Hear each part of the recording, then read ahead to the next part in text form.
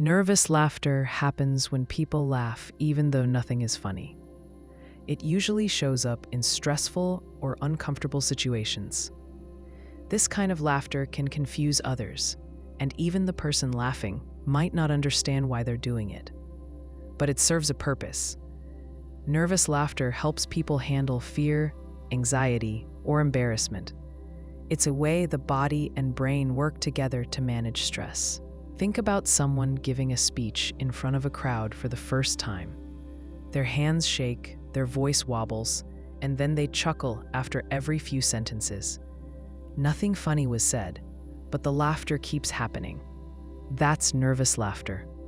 The speaker isn't trying to joke. They're trying to release the pressure building inside them. The laughter helps them push through the fear, even if it doesn't help them communicate clearly. Another common example is someone getting bad news in a hospital room.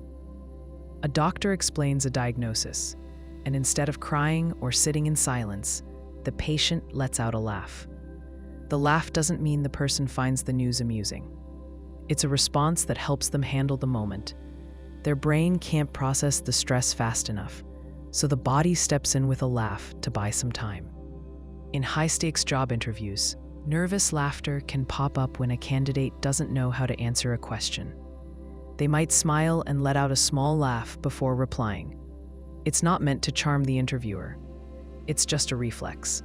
It fills the silence, masks the fear of saying the wrong thing, and helps the person regain control of the moment. Nervous laughter isn't fake, even if it feels out of place.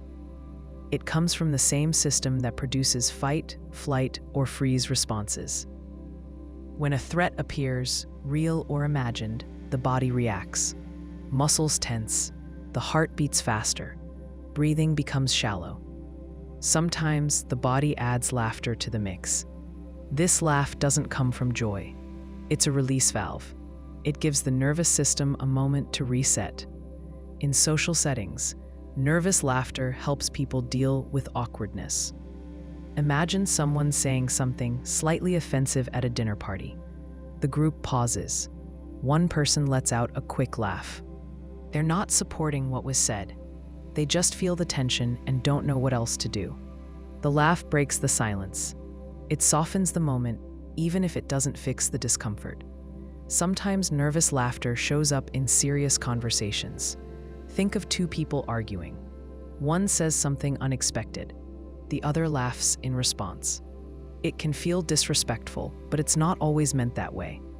The laughter might be a shield. It protects the person from feeling exposed. It gives them a second to recover before responding. People who deal with anxiety often report nervous laughter as a daily part of their lives. It might happen during meetings, while answering a phone call, or even when ordering food. These moments seem small, but the anxiety they carry can be large. The laughter slips out before the brain has a chance to stop it. The person knows it sounds strange, but they can't stop it. That lack of control adds more stress, which can trigger more laughter. Children often use nervous laughter when they're caught doing something wrong. A parent might ask a serious question, and the child starts giggling. The parent sees the laughter as a sign of guilt or disrespect, but it's often just fear. The child's brain senses a threat. It doesn't know how to explain the fear, so it lets out a laugh. That laugh becomes a barrier between the child and the seriousness of the situation. Some people use nervous laughter to try to diffuse tension. In tense work meetings, a manager might chuckle while delivering bad news. It's not to make light of the situation. It's a way to soften the blow, even if it feels misplaced. The laughter shows they're trying to stay calm and keep others calm. But sometimes it backfires. People think the manager isn't taking the issue seriously. The intent doesn't match the impact. In therapy sessions, clients often laugh when talking about trauma. They describe painful memories and laugh while doing it. This laughter isn't joyful. It's a form of protection. It allows the person to stay in control while talking about something overwhelming. Therapists often recognize this pattern. They don't stop the laughter. Instead, they explore what the person is feeling underneath it. Over time, the laughter might fade, as the person feels safer talking openly. Nervous laughter doesn't follow clear rules. It can come and go without warning. It doesn't mean someone is hiding something or being dishonest. It just means they're trying to manage something inside that feels too big. The body steps in with laughter to keep things from boiling over. Most people don't do it on purpose. They don't plan to laugh. It just happens. Not everyone experiences nervous laughter the same way. Some people go silent when anxious. Others talk too much. Some fidget. Some laugh. These are all ways to cope. Nervous laughter might be more visible than other behaviors, but it's not more strange or more wrong. It's just one response among many. People who laugh when nervous often feel embarrassed afterward. They replay the moment in their mind and wonder why they couldn't control themselves. They might avoid similar situations in the future out of shame. But nervous laughter isn't a sign of weakness. It's a sign that the body is trying to help. It might not choose the best method, but the goal is survival, emotional or social. It can help to learn how to recognize the feeling before the laughter starts. Some people notice a tight chest, warm face, or shallow breath before they laugh. If they catch those signals early, they might pause, take a deep breath, and stay grounded. Over time, they might reduce how often nervous laughter takes over, but it won't disappear overnight. Like any habit, it takes time and patience to change. Nervous laughter is part of being human. It's not polished or perfect. It's raw and reactive. It shows that something matters deeply, even when words can't express it. Instead of judging it, it helps to understand what's behind it. In doing so, people can respond with more clarity and compassion toward others and toward themselves. Nervous laughter happens when people laugh even though nothing is funny. It usually shows up in stressful or uncomfortable situations. This kind of laughter can confuse others, and even the person laughing might not understand why they're doing it. But it serves a purpose. Nervous laughter helps people handle fear, anxiety, or embarrassment. It's a way the body and brain work together to manage stress. Think about someone giving a speech in front of a crowd for the first time. Their hands shake, their voice wobbles, and then they chuckle after every few sentences. Nothing funny was said, but the laughter keeps happening. That's nervous laughter. The speaker isn't trying to joke. They're trying to release the pressure building inside them. The laughter helps them push through the fear, even if it doesn't help them communicate clearly. Another common example is someone getting bad news in a hospital room. A doctor explains a diagnosis, and instead of crying or sitting in silence, the patient lets out a laugh. The laugh doesn't mean the person finds the news amusing. It's a response that helps them handle the moment. Their brain can't process the stress fast enough, so the body steps in with a laugh to buy some time. In high-stakes job interviews, nervous laughter can pop up when a candidate doesn't know how to answer a question. They might smile and let out a small laugh before replying. It's not meant to charm the interviewer. It's just a reflex. It fills the silence, masks the fear of saying the wrong thing, and helps the person regain control of the moment. Nervous laughter isn't fake, even if it feels out of place. It comes from the same system that produces fight, flight, or freeze responses. When a threat appears, real or imagined, the body reacts. Muscles tense, the heart beats faster, breathing becomes shallow. Sometimes, the body adds laughter to the mix. This laugh doesn't come from joy. It's a release valve. It gives the nervous system a moment to reset. In social settings, nervous laughter helps people deal with awkwardness. Imagine someone saying something slightly offensive at a dinner party. The group pauses. One person lets out a quick laugh. They're not supporting what was said. They just feel the tension and don't know what else to do. The laugh breaks the silence. It softens the moment, even if it doesn't fix the discomfort. Sometimes, nervous laughter shows up in serious conversations. Think of two people arguing. One says something unexpected. The other laughs in response. It can feel disrespectful, but it's not always meant that way. The laughter might be a shield. It protects the person from feeling exposed. It gives them a second to recover before responding. People who deal with anxiety often report nervous laughter as a daily part of their lives. It might happen during meetings, while answering a phone call, or even when ordering food. These moments seem small, but the anxiety they carry can be large. The laughter slips out before the brain has a chance to stop it. The person knows it sounds strange, but they can't stop it. That lack of control adds more stress, which can trigger more laughter. Children often use nervous laughter when they're caught doing something wrong. A parent might ask a serious question, and the child starts giggling. The parent sees the laughter as a sign of guilt or disrespect, but it's often just fear. The child's brain senses a threat. It doesn't know how to explain the fear, so it lets out a laugh. That laugh becomes a barrier between the child and the seriousness of the situation. Some people use nervous laughter to try to diffuse tension. In tense work meetings, a manager might chuckle while delivering bad news. It's not to make light of the situation.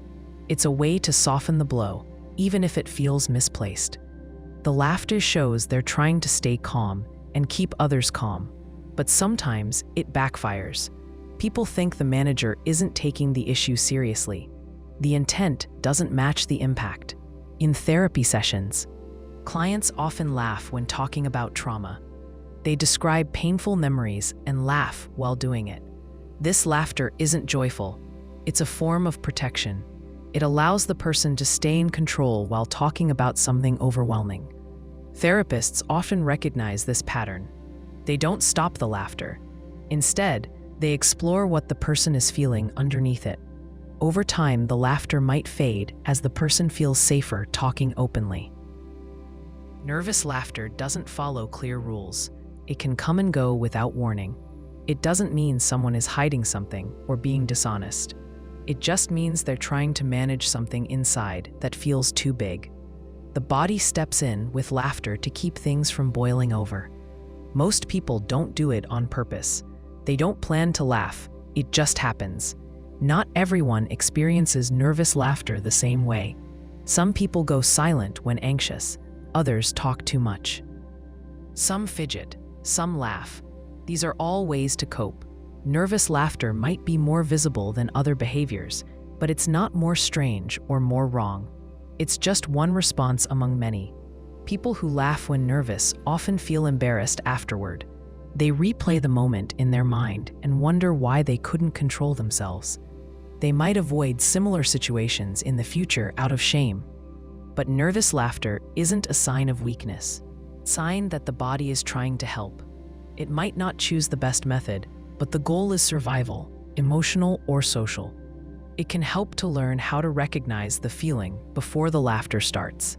Some people notice a tight chest, warm face, or shallow breath before they laugh. If they catch those signals early, they might pause, take a deep breath, and stay grounded. Over time, they might reduce how often nervous laughter takes over, but it won't disappear overnight. Like any habit, it takes time and patience to change. Nervous laughter is part of being human. It's not polished or perfect. It's raw and reactive. It shows that something matters deeply, even when words can't express it. Instead of judging it, it helps to understand what's behind it. In doing so, people can respond with more clarity and compassion toward others and toward themselves. Procrastination happens when someone delays a task they know they need to do. It isn't about being lazy or careless. It's about the brain choosing comfort now over results later. The limbic system, the part of the brain that manages emotion, plays a key role. It pushes for relief from stress, discomfort, or boredom. That relief often comes in the form of a distraction. Instead of writing the report, someone watches videos. Instead of cleaning the kitchen, they scroll through social media. The task doesn't go away, but the moment feels better. Picture a college student with a paper due in 2 days. She sits at her desk, opens her laptop, and feels a wave of pressure. Her chest tightens. The topic feels hard. Her brain senses discomfort. The limbic system steps in. It nudges her towards something easier. She checks her messages. She decides to tidy her room. She tells herself she'll write after lunch. The paper waits, but the emotional weight of it lifts for now. That's procrastination. This process isn't always conscious. People don't sit down and think, "I'd like to fail today." Instead, they feel tension and look for ways to lower it. The problem is, avoiding the task only works for a short time. As the deadline creeps closer, the stress grows. Eventually, the stress itself becomes so strong that it pushes the person to act. At that point, the limbic system takes a backseat, and the prefrontal cortex, the part of the brain responsible for planning, steps up. The person might stay up all night finishing the work. They meet the deadline, but the experience is full of anxiety. Procrastination often feels confusing because people want to succeed. They care about their goals. They have good intentions, but the brain doesn't respond to intention. It responds to pain and pleasure. Writing a resume might help someone land a job, but if it feels overwhelming, the brain treats it like a threat. The body reacts with tension. The mind looks for an escape. Some people procrastinate on small tasks. Others delay big projects for weeks or months. It can show up in any area of life: school, work, relationships, health. A person might avoid booking a doctor's appointment because they fear bad news. They tell themselves they're just too busy, but deep down, they know they're avoiding discomfort. Shame often fuels the cycle. Someone puts off a task, then feels guilty. They think they're weak or broken. That guilt creates more stress, which triggers more avoidance. It becomes a loop. Delay, shame, repeat. Over time, procrastination feels like part of who they are, rather than a pattern they've learned. Some tasks trigger procrastination more than others. If a task feels too big, the brain sees it as a threat. If the outcome feels uncertain, the brain prefers to wait. If the person fears judgment, failure, or rejection, they'll often delay the task to protect their self-worth. The task becomes a mirror. It reflects their fears, doubts, and insecurities. A man might put off applying for a promotion because he fears he isn't good enough. He tells himself he'll do it after he updates his resume. Then he delays that step too. On the surface, it looks like poor time management. Underneath, it's fear wrapped in delay. Sometimes people procrastinate to control failure. If they rush at the last minute and fail, they can blame the rush. But if they try their best and fail, there's no excuse. That kind of failure feels more personal, so they protect themselves by waiting. It's safer to think, "I could have done better," than to know, "I tried and still failed." Avoidance can also give a false sense of control. A person might say, "I work better under pressure," but often that's just a story they tell themselves. What they really mean is, "I can't get started unless the pressure is unbearable." That's not better performance, it's survival mode. Some people get stuck in perfectionism. They delay because they want to do the task perfectly, but the perfect moment never comes. They wait until they feel ready, focused, or inspired. Those feelings don't always arrive on schedule, so the task sits there untouched. The person avoids starting because starting means risking a result that isn't perfect. A woman might spend weeks thinking about writing a cover letter. She wants it to be flawless. She reads articles, watches tutorials, and drafts ideas, but she never finishes. The pressure to get it right keeps her from getting it done. She's not lazy, she's afraid.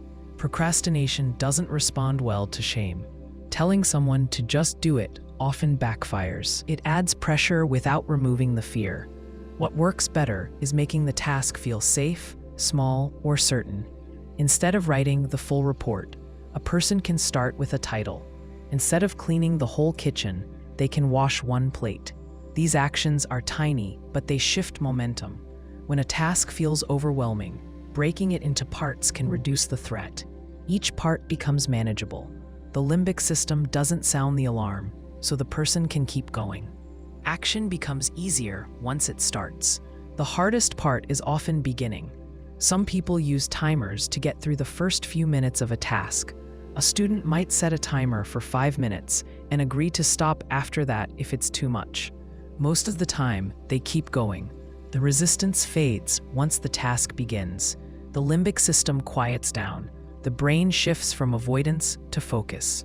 It also helps to create spaces where distractions are harder to reach. Turning off notifications, clearing the desk, or using a website blocker can reduce the easy escapes. The goal isn't to rely on willpower. It's to make the better choice feel more natural. Self-talk plays a big role. Saying "I have to" creates pressure. Saying "I choose to" creates agency. One creates tension, the other opens space.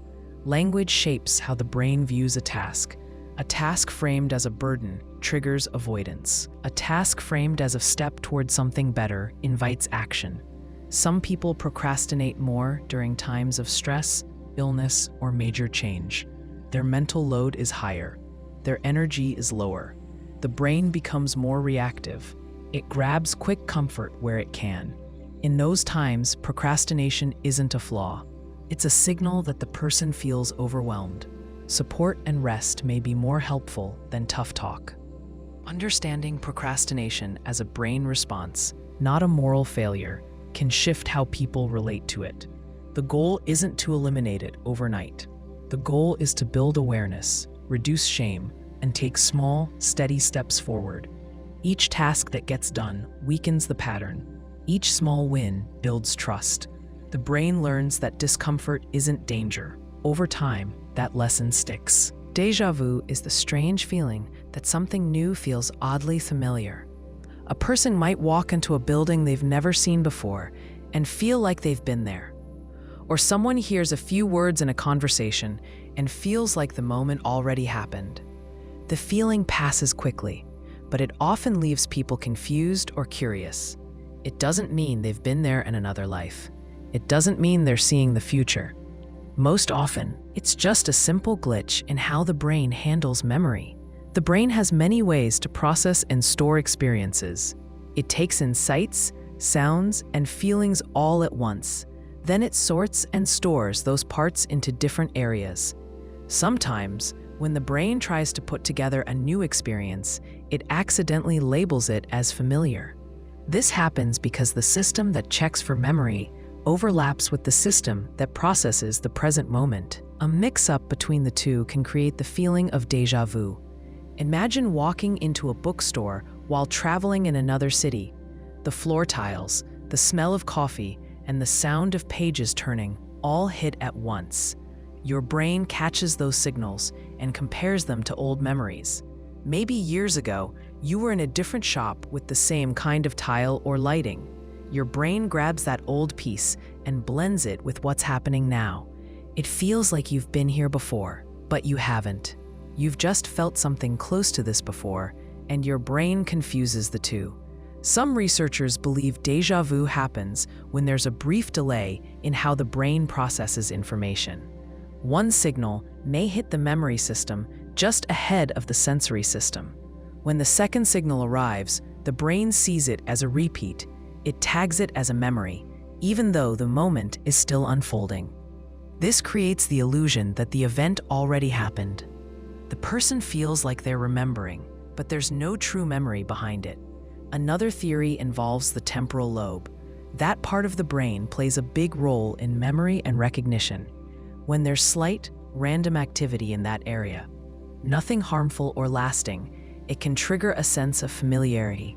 This can happen in healthy people, not just in those with brain issues. It's like the memory system gets nudged for no reason and starts sending out signals even when there's no actual memory. The result is a false sense of having lived through the moment before. Some people experience déjà vu more often than others. It tends to happen more in young adults than in older people. It also appears more in those who travel often, read a lot, or think deeply. These people expose their minds to many settings, ideas, and scenes. The more data the brain has stored, the more chances it has to mix things up. A well-traveled person might walk through a new town and feel like they know the streets, not because they've been there, but because pieces of that scene match parts of places they've seen before. In rare cases, déjà vu links to certain types of epilepsy, especially those that involve the temporal lobe. People with this condition may get strong, repeated episodes of déjà vu just before a seizure. But for most people, déjà vu is harmless and quick. It doesn't point to a problem. It's a normal brain function misfiring for a moment. Consider a teacher standing in front of a new class on the first day. She starts her introduction and suddenly pauses. She feels like she said these exact words in this exact room before. The feeling lasts for 2 or 3 seconds. Then it's gone. Nothing more happens, and the day continues. That's typical déjà vu. It hits without warning, has no clear trigger, and disappears just as fast. Some people try to explain déjà vu by turning to dreams. They believe they dreamed the moment before it happened, but when asked, they can't describe the dream in detail. Often, the dream explanation comes after the déjà vu, not before it. It's more likely the brain just filled in a gap with a story. People want reasons for strange feelings. Dreams offer a quick answer, even if there's no proof. Déjà vu can happen during normal daily tasks. You could be watching a movie and suddenly feel like you've seen that exact scene before, even though it's your first time watching it. Or you might meet someone for the first time, and something about their voice or face feels familiar. But when you think about it, there's no real link. The feeling doesn't match any memory you can name. One reason déjà vu feels so real is because it uses the same system the brain uses for actual memory. When you recognize a friend or remember a vacation, your brain lights up in a certain way.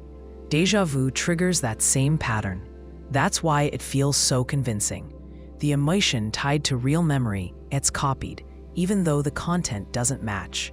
A man driving down a highway might feel déjà vu when he passes a certain rest stop.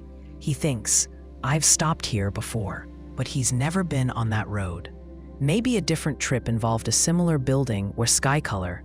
The brain links the two and flags it as a match. The man feels certain he remembers something, but when he tries to pin it down, he can't. That gap between certainty and confusion is a hallmark of déjà vu. Déjà vu doesn't tend to repeat in the same setting. Once your brain realizes the moment is new, it doesn't make the same error again right away. That's another clue that it's tied to quick, one-time signal problems, not long-term memory issues. It's like a flicker on a screen. The scene continues, but for a split second, something didn't line up right. Children don't often report déjà vu. It starts more commonly around age 15 and slows down after 40. This may relate to how the brain develops and how active the memory systems are.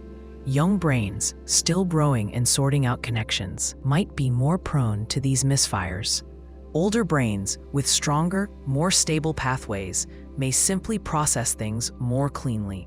There's no way to force déjà vu. It happens without warning and can't be predicted. Scientists have tried to simulate it in labs, but results vary. Some virtual environments can trigger mild forms of it, usually by blending familiar and unfamiliar details. Still, the most common episodes happen in the real world, during everyday life, without any special setup. Déjà vu doesn't last long. It usually fades within a few seconds. It doesn't repeat in a loop. If someone feels trapped in repeating moments, that's a different condition. Déjà vu is short, surprising, and then gone. Most people brush it off and move on, but for a brief moment, it captures the strange power of memory and the mind's need to make sense of the world. Phantom vibration syndrome happens when a person thinks their phone is vibrating, but it isn't. They feel a buzz or a vibration on their body, usually in their pocket or on their desk. When they check their phone, there is no alert, no call, and no message. The sensation is real, but the source is not. This odd experience can confuse people and even make them anxious.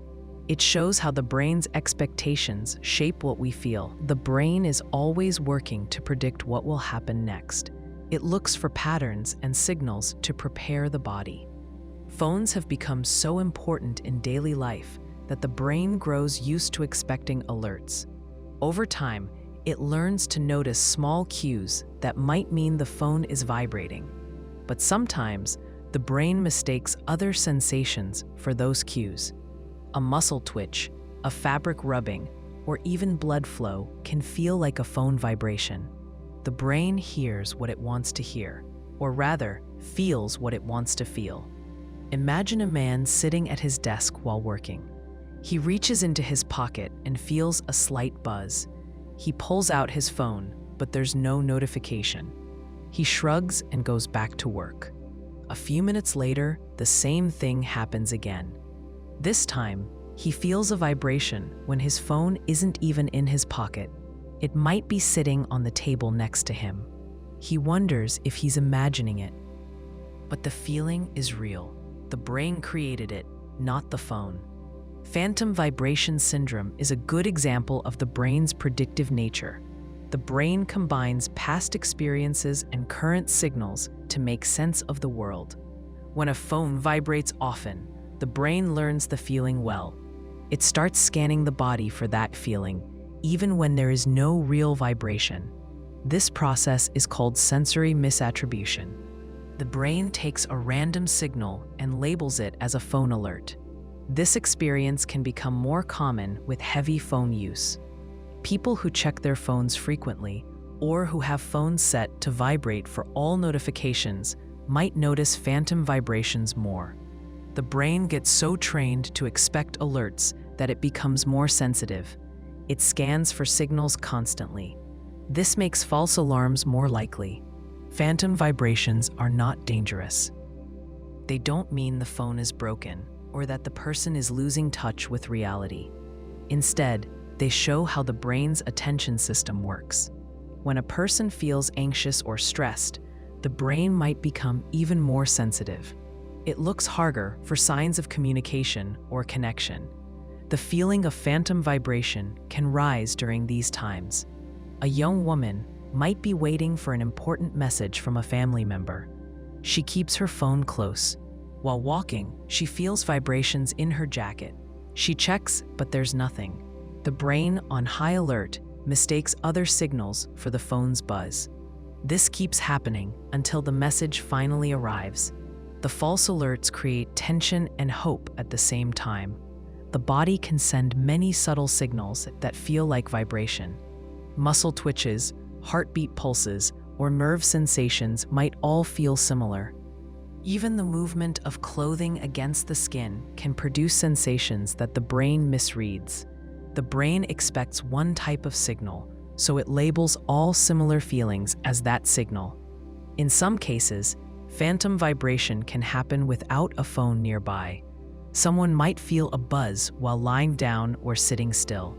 The brain uses stored knowledge about phone alerts and applies it to random bodily sensations. This shows how much expectation influences perception. What we expect to feel can shape what we actually feel. Phantom vibration syndrome shares some similarities with other body illusions. For example, people sometimes feel phantom limb pain after losing a limb. Their brain expects signals from a body part that's no longer there. The brain fills the gap with sensations. Phantom vibration is less extreme, but works on the same principle. The brain creates a sensation based on expectation rather than reality. Some studies show that people who rely heavily on their phones report phantom vibrations more often. People in high-pressure jobs or with busy social lives might be more affected. They expect to be reachable and alert at all times. Their brains stay on watch for signals. When no real signal comes, the brain invents one. The problem with phantom vibrations is that they can distract a person. They might interrupt conversations or work. Checking the phone constantly can become a habit. Even when the phone is silent, the person feels pulled back to it. This can increase anxiety and reduce focus. The brain's constant scanning uses energy and attention that could go elsewhere. Some people try to reduce phantom vibrations by changing phone settings. Turning off vibration alerts or using sound alerts instead can help. Taking breaks from the phone or leaving it in another room might also reduce the sensation. These steps reduce the brain's need to scan for signals constantly. When the brain feels less pressure, the false alerts happen less. Understanding phantom vibration can help people accept the experience without worry. The brain is doing what it is supposed to do, paying attention and predicting. Sometimes it makes mistakes. That's normal. The feeling isn't a sign of illness. It's a sign of how technology has changed our brains and habits. A man might explain phantom vibration to a friend this way: "I feel my phone buzzing all the time, but it's never actually ringing. It's like my brain is on high alert and it pulls a trick on me." This simple explanation helps reduce confusion. It shows the connection between expectation and sensation. Phantom vibration is part of a larger change in how humans interact with devices. Our phones are extensions of our social lives and work. They connect us, but also create new challenges. The brain adapts to these new demands, sometimes in surprising ways. Phantom vibration is one of those ways. It's a reminder that perception depends on more than just the senses. It depends on the mind's readiness to feel certain things. In some cases, phantom vibration can signal that a person needs a break. The brain and body might be overworked. Constant scanning for alerts uses mental resources. Stepping away from the phone, getting fresh air, or doing quiet activities can calm the nervous system. The false vibrations may stop or become less frequent. The brain finds balance again. Phantom vibration syndrome shows how closely linked our bodies are to our habits. It shows that what we expect often becomes what we feel. Phones teach the brain to watch for signals, and the brain learns quickly. Sometimes it learns too well. It senses a buzz when there is none. The brain's job is to keep us safe and informed. When it mistakes a random feeling for an important alert, it is trying to keep us ready. Though it can be annoying or confusing, phantom vibration reflects the brain's care, not its failure. It reveals how technology shapes not only our lives, but also our very perception of the world. Eye contact is one of the most basic parts of human communication. When two people look into each other's eyes, they connect in a way that says more than words. Yet for many, holding steady eye contact feels uncomfortable or even threatening. This discomfort is not just about personal preference. It has roots deep in biology and social behavior. The eyes send powerful signals. In the animal kingdom, a direct stare often means challenge or threat. Predators use staring to focus on prey. Animals stare at rivals to show dominance or warn them away. Humans carry some of these instincts too. When someone holds a steady gaze, the brain sometimes reads it as a sign of danger or conflict. The body responds with tension or the urge to look away. Imagine a man at a party. He talks to a stranger and keeps looking into their eyes. After a while, he feels his muscles tighten and his heart rate rise. He senses pressure but can't explain why. That pressure comes from an ancient reaction. His brain is on alert, sensing the stare as a signal. The urge to break eye contact grows stronger the longer he looks. The longer the stare lasts, the more uncomfortable it becomes. Not everyone experiences this the same way. For some, eye contact feels natural and easy. For others, it can cause anxiety or even panic. This difference comes from personal history, culture, and biology.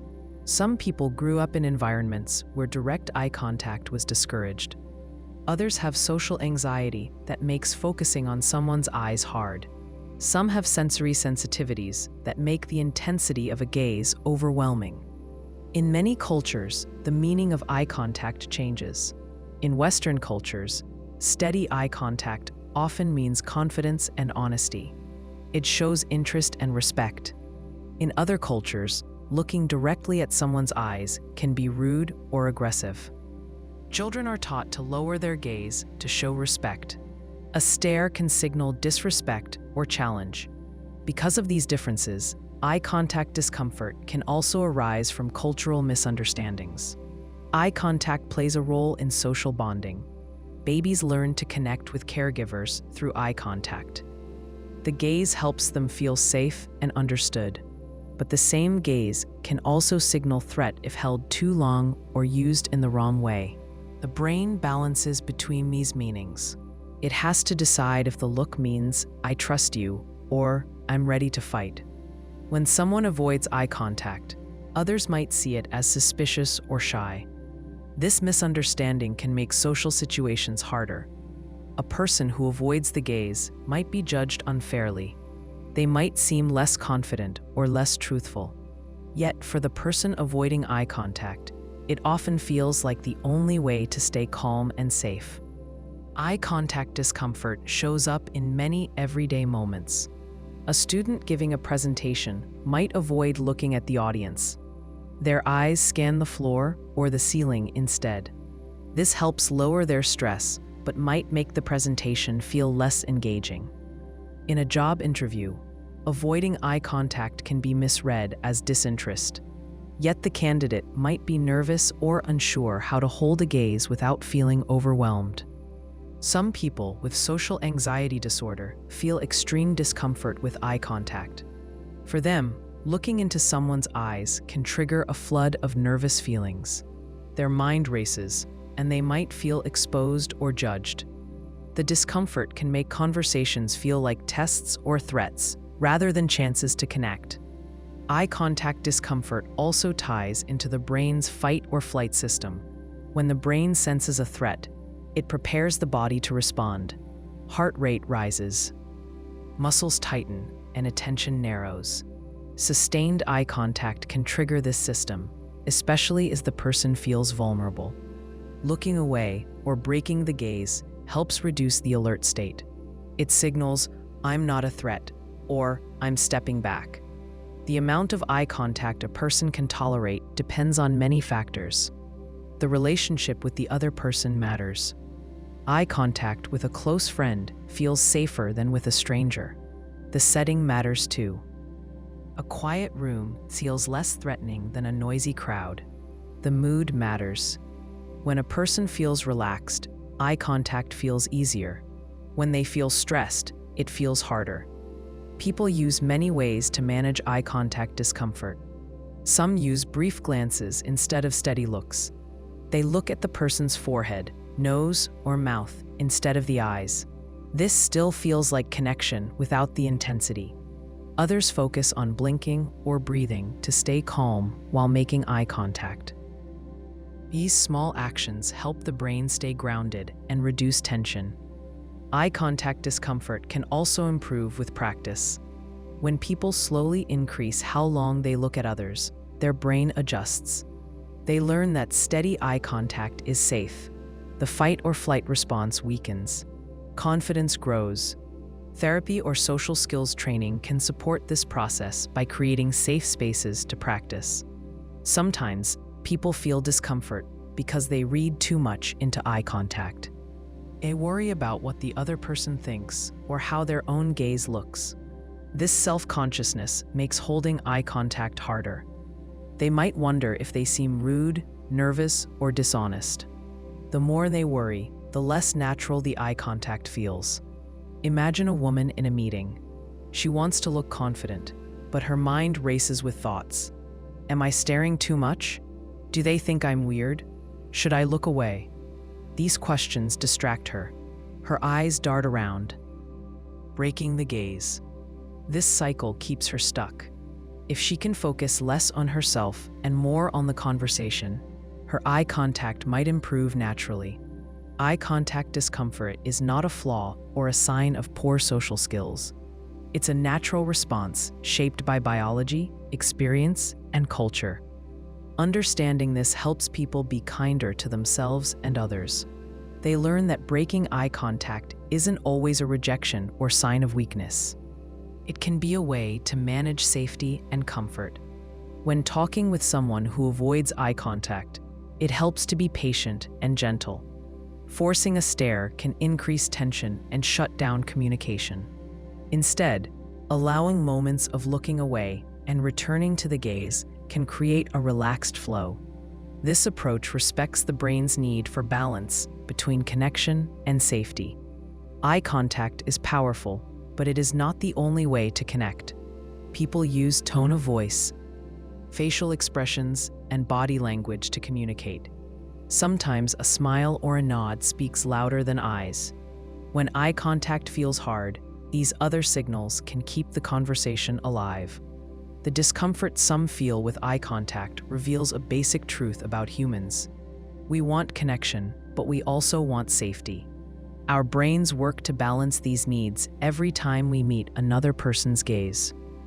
The tug between trust and threat shapes how we look at each other and how we understand what it means to see and be seen. Biting nails is a common habit many people have. It often starts in childhood, but can continue into adulthood. People bite their nails when they feel stressed, bored, or nervous. This action is a way to soothe themselves. In psychology, it falls under a group called body-focused repetitive behaviors, or BFRBs. These are habits where people touch or harm their own bodies without meaning to cause serious damage. The habit of biting nails usually begins when a person feels uncomfortable. It might be a child sitting in a waiting room, feeling anxious about a doctor's visit. They start chewing their nails to calm down. The movement gives a small sense of relief. The act focuses the mind away from worry. It provides a feeling of control over discomfort. Consider a student before a test. They tap their pencil, shake their leg, or bite their nails. These behaviors help manage nervous energy. Biting nails gives a moment of distraction from anxiety. It can become automatic. The student doesn't plan to bite. Their fingers just move to their mouth without thinking. Nail biting often increases during times of stress. When problems pile up or emotions run high, people may bite their nails more. The action is a way to reduce tension. It acts as a physical release. Instead of expressing feelings through words or action, the body finds this quiet, repetitive motion. For some, it's like pressing a reset button on emotions. Nail biting is not just about stress, though. Some people bite their nails out of boredom. When the mind is idle, the habit fills silence. It becomes a routine, a background activity that keeps the hands busy. This makes the behavior hard to stop because it is linked to daily life rhythms. The physical act of biting nails provides sensory feedback. The fingers and mouth are sensitive areas. Chewing nails sends signals to the brain. These signals create a feeling of satisfaction. The brain releases small amounts of dopamine, a chemical connected to reward. This makes the habit feel good, at least temporarily. Sometimes nail biting can cause harm. It can damage the skin around the nails, making fingers sore or infected. In severe cases, people bite their nails down to the quick, causing pain. Despite this, the habit often continues. The relief the behavior provides outweighs the discomfort for the person biting their nails. Breaking the nail-biting habit can be hard. Because it is often automatic, people might not realize when they do it. A person may start biting nails while reading, watching TV, or working. The hands move without conscious thought. This makes stopping more difficult. Awareness is the first step to change. People use different strategies to reduce nail biting. Some wear gloves or cover their nails with bitter-tasting polish. Others keep their hands busy with stress balls or fidget toys. These tools give the hands something else to do, interrupting the habit. Regular nail care can also help. Well-trimmed nails leave less to bite. Understanding why nail biting happens can reduce frustration. It's not just a bad habit or poor hygiene. It's a coping mechanism. When a person feels nervous or bored, the habit provides comfort. Punishing or shaming someone for biting nails usually doesn't help. It can increase stress, which makes the behavior worse. A child might bite nails after a parent loses a job. The child doesn't fully understand the situation, but senses the tension at home. Nail biting becomes a quiet way to manage the fear. The child might not say anything, but the habit shows the inner stress. Recognizing this helps adults respond with patience rather than anger. In adults, nail biting can be linked to anxiety disorders or obsessive-compulsive disorder, OCD. In these cases, the behavior is more intense and harder to control. Therapy can support people in understanding and managing the urges. Cognitive behavioral therapy, CBT, is often used. It helps change the thoughts and feelings that lead to nail biting. Some people try to stop biting nails by setting small goals. For example, they might aim to avoid biting for 1 hour, then extend it to a day, and so on. Tracking progress creates a sense of achievement. Each success builds confidence and reduces the power of the habit. It helps to notice triggers. What situations or feelings lead to nail biting? Is it during phone calls? When waiting in line? When feeling angry? Identifying these moments allows a person to prepare. They might hold a stress ball or take deep breaths instead. Changing the response takes practice, but can reduce the habit over time. Biting nails also has a social side. People often feel embarrassed when they notice others watching or commenting. This embarrassment can make nail biting worse. The habit moves from a quiet coping tool to a source of shame. It's important to remember that many people share this behavior, and it doesn't define worth or character. Parents who want to help children stop biting nails should focus on support, not punishment. Offering comfort when the child feels anxious can reduce the need for self-soothing. Encouraging other ways to handle emotions, like talking, drawing, or physical activity, can replace nail biting. Sometimes nail biting decreases naturally. As children grow and learn new ways to handle stress, the habit fades. Some adults quit when life circumstances change. Others find new routines that occupy their hands and minds. Patience is key because change doesn't happen overnight. In some cases, nail biting signals a need for more attention to emotional health. If the habit is linked to deep anxiety, talking to a mental health professional can help. Addressing the root cause can ease the behavior. Nail biting is a symptom, not the problem itself. In everyday life, nail biting reflects how people manage their inner world. It shows the body's way of coping when words are hard or feelings are big. The habit connects mind and body through simple, repetitive action. It comforts and distracts. Understanding this gives a clearer view of why nail biting continues and how it might change. Laughing at inappropriate times happens when someone laughs in a situation where it doesn't seem to fit. It might be during a serious conversation, a sad event, or a tense moment. This laughter can surprise or confuse others. It can even make the person laughing feel embarrassed. But this reaction has a reason. It comes from how the brain handles tension and conflicting feelings. The brain likes order. It wants things to make sense. When it faces a situation that is confusing, uncomfortable, or upsetting, it looks for ways to reduce the stress. One way it does this is by releasing tension through laughter. This is especially true when the brain experiences cognitive dissonance, which means holding two opposite thoughts or feelings at the same time. The discomfort from this clash can push the body to find relief, and laughter is one of the quickest ways. Imagine a man at a funeral who suddenly laughs while listening to a eulogy. The people around him look shocked. The man himself doesn't mean to be rude. His brain feels the heavy sadness, but also feels awkward and unsure how to react. The laughter escapes without warning. It helps him manage the strong feelings inside. The laugh is not about joy, but about finding balance between sadness and discomfort. In some cases, people laugh to avoid embarrassment. Think of someone who has just made a mistake in front of a group. Instead of crying or staying silent, they laugh. This laughter helps soften the moment. It breaks the tension between the embarrassment they feel and the need to keep the situation calm. The brain uses laughter like a shield, protecting the person from feeling too exposed or vulnerable. Sometimes people laugh when they feel fear or anxiety. Picture a child caught sneaking cookies after bedtime. The parent scolds them, and instead of apologizing, the child giggles. This giggle isn't about finding the situation funny. It's a nervous reaction. The child's brain feels the fear of getting in trouble and uses laughter to ease the pressure. The nervous laugh acts like a safety valve for strong emotions. Laughing at odd moments can also happen when someone feels confused or overwhelmed.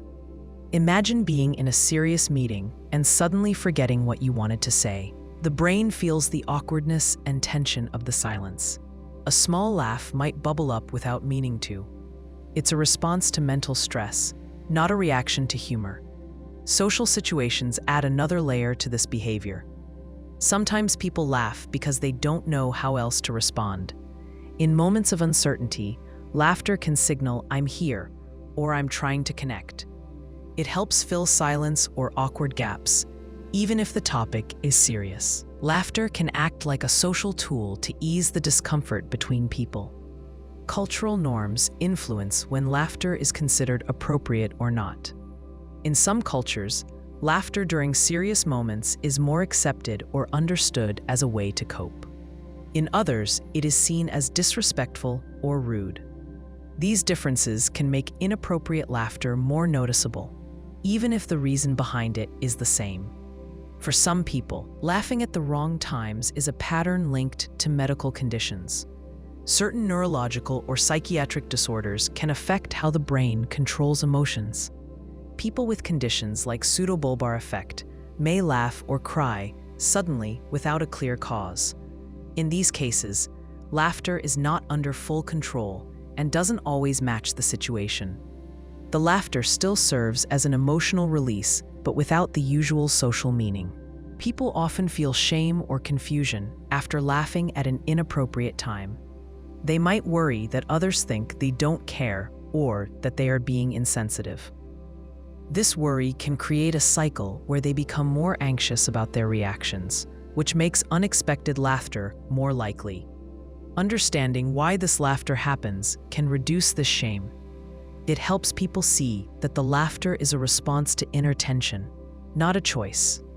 In group settings, one person's inappropriate laughter can change the mood quickly. It might make others uncomfortable or angry. Sometimes, people try to cover it up by apologizing or changing the subject. Other times, the laughter might spread, especially if the group feels awkward too. This shows how laughter is contagious and connected to shared feelings. Laughter can be hard to control because it involves many parts of the brain. The limbic system handles emotions and tension, while the frontal lobes help with social judgment and control. When tension rises, the limbic system can trigger laughter before the frontal lobes can stop it. This split-second reaction explains why laughter sometimes appears out of place or unexpected. In daily life, laughing at inappropriate times is more common than people realize.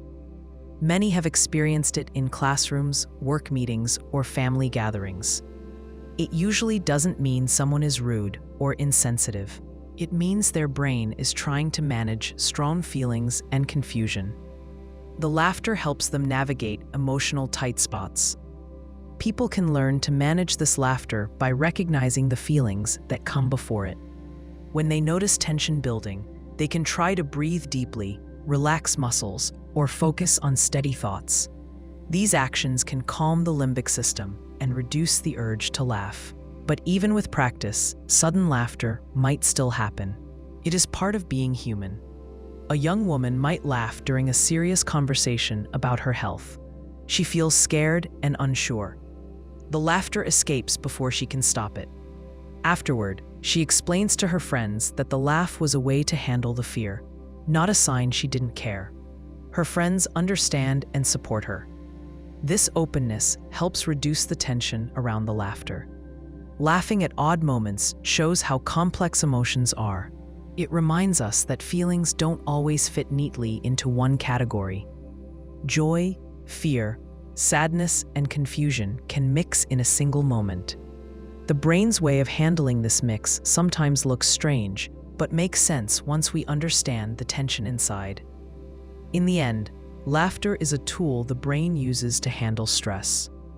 When thoughts and feelings clash, laughter breaks the tension. It may feel out of place, but it serves a purpose. It helps people keep going when emotions become too hard to hold quietly.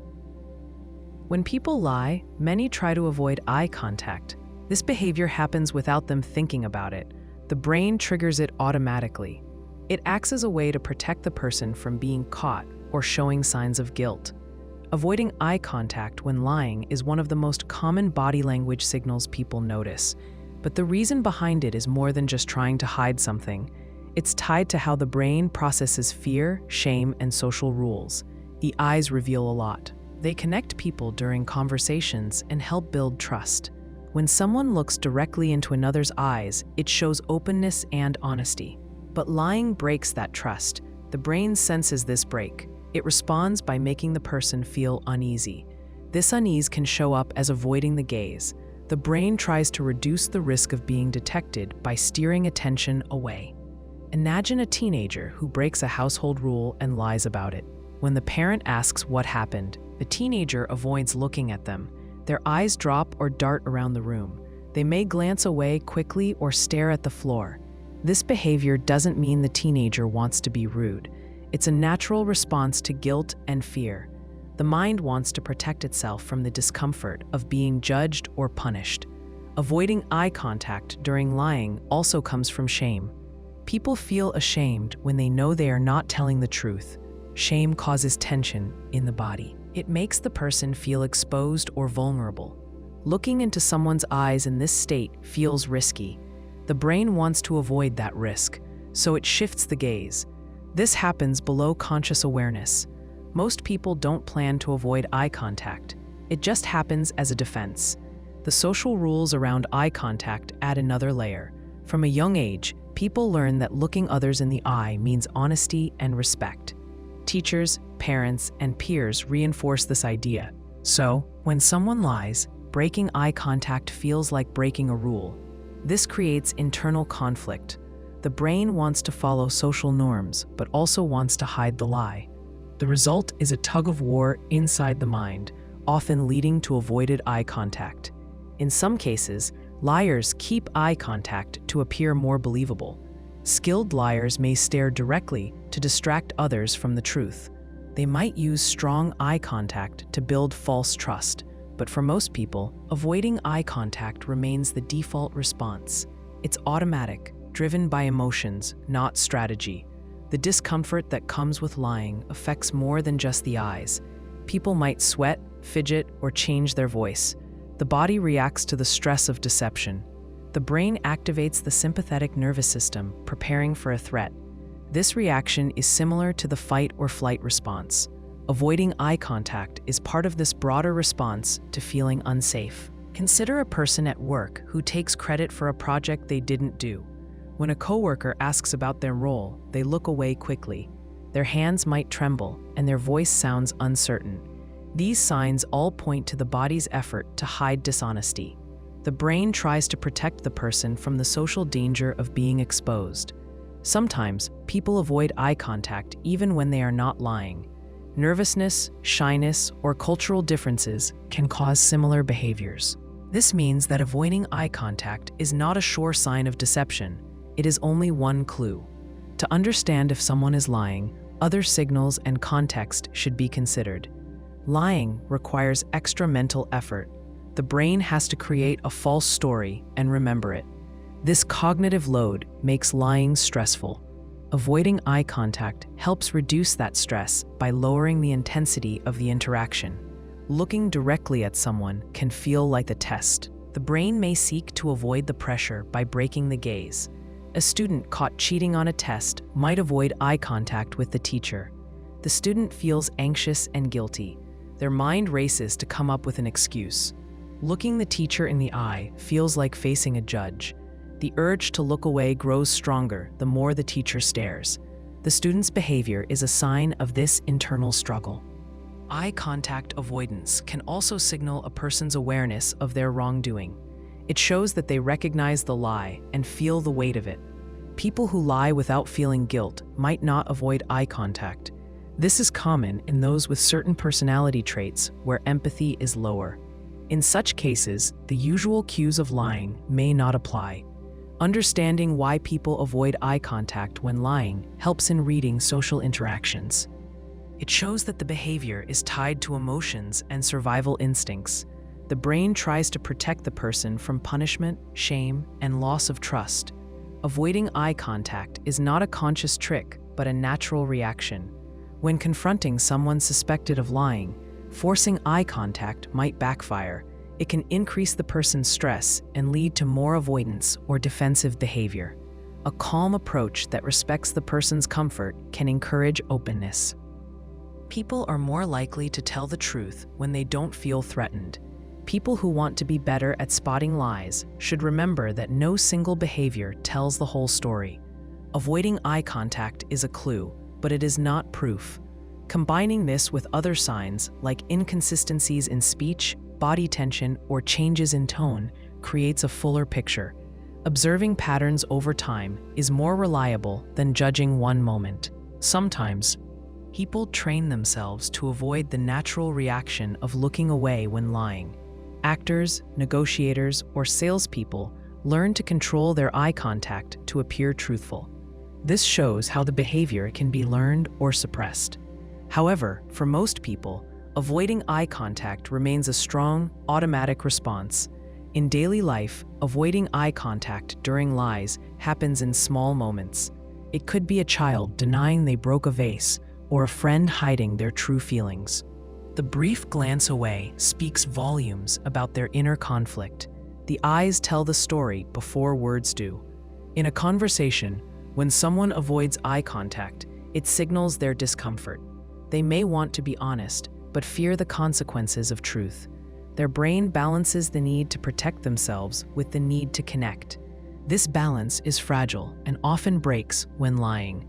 The link between lying and eye contact shows how deeply social humans are. We depend on each other's signals to build trust and safety. When someone lies, it threatens that safety. The brain reacts by changing how the person looks at others. Avoiding eye contact is part of that reaction, a subtle sign of a hidden truth. Many people check themselves in a mirror more than once a day. Some glance quickly before leaving the house.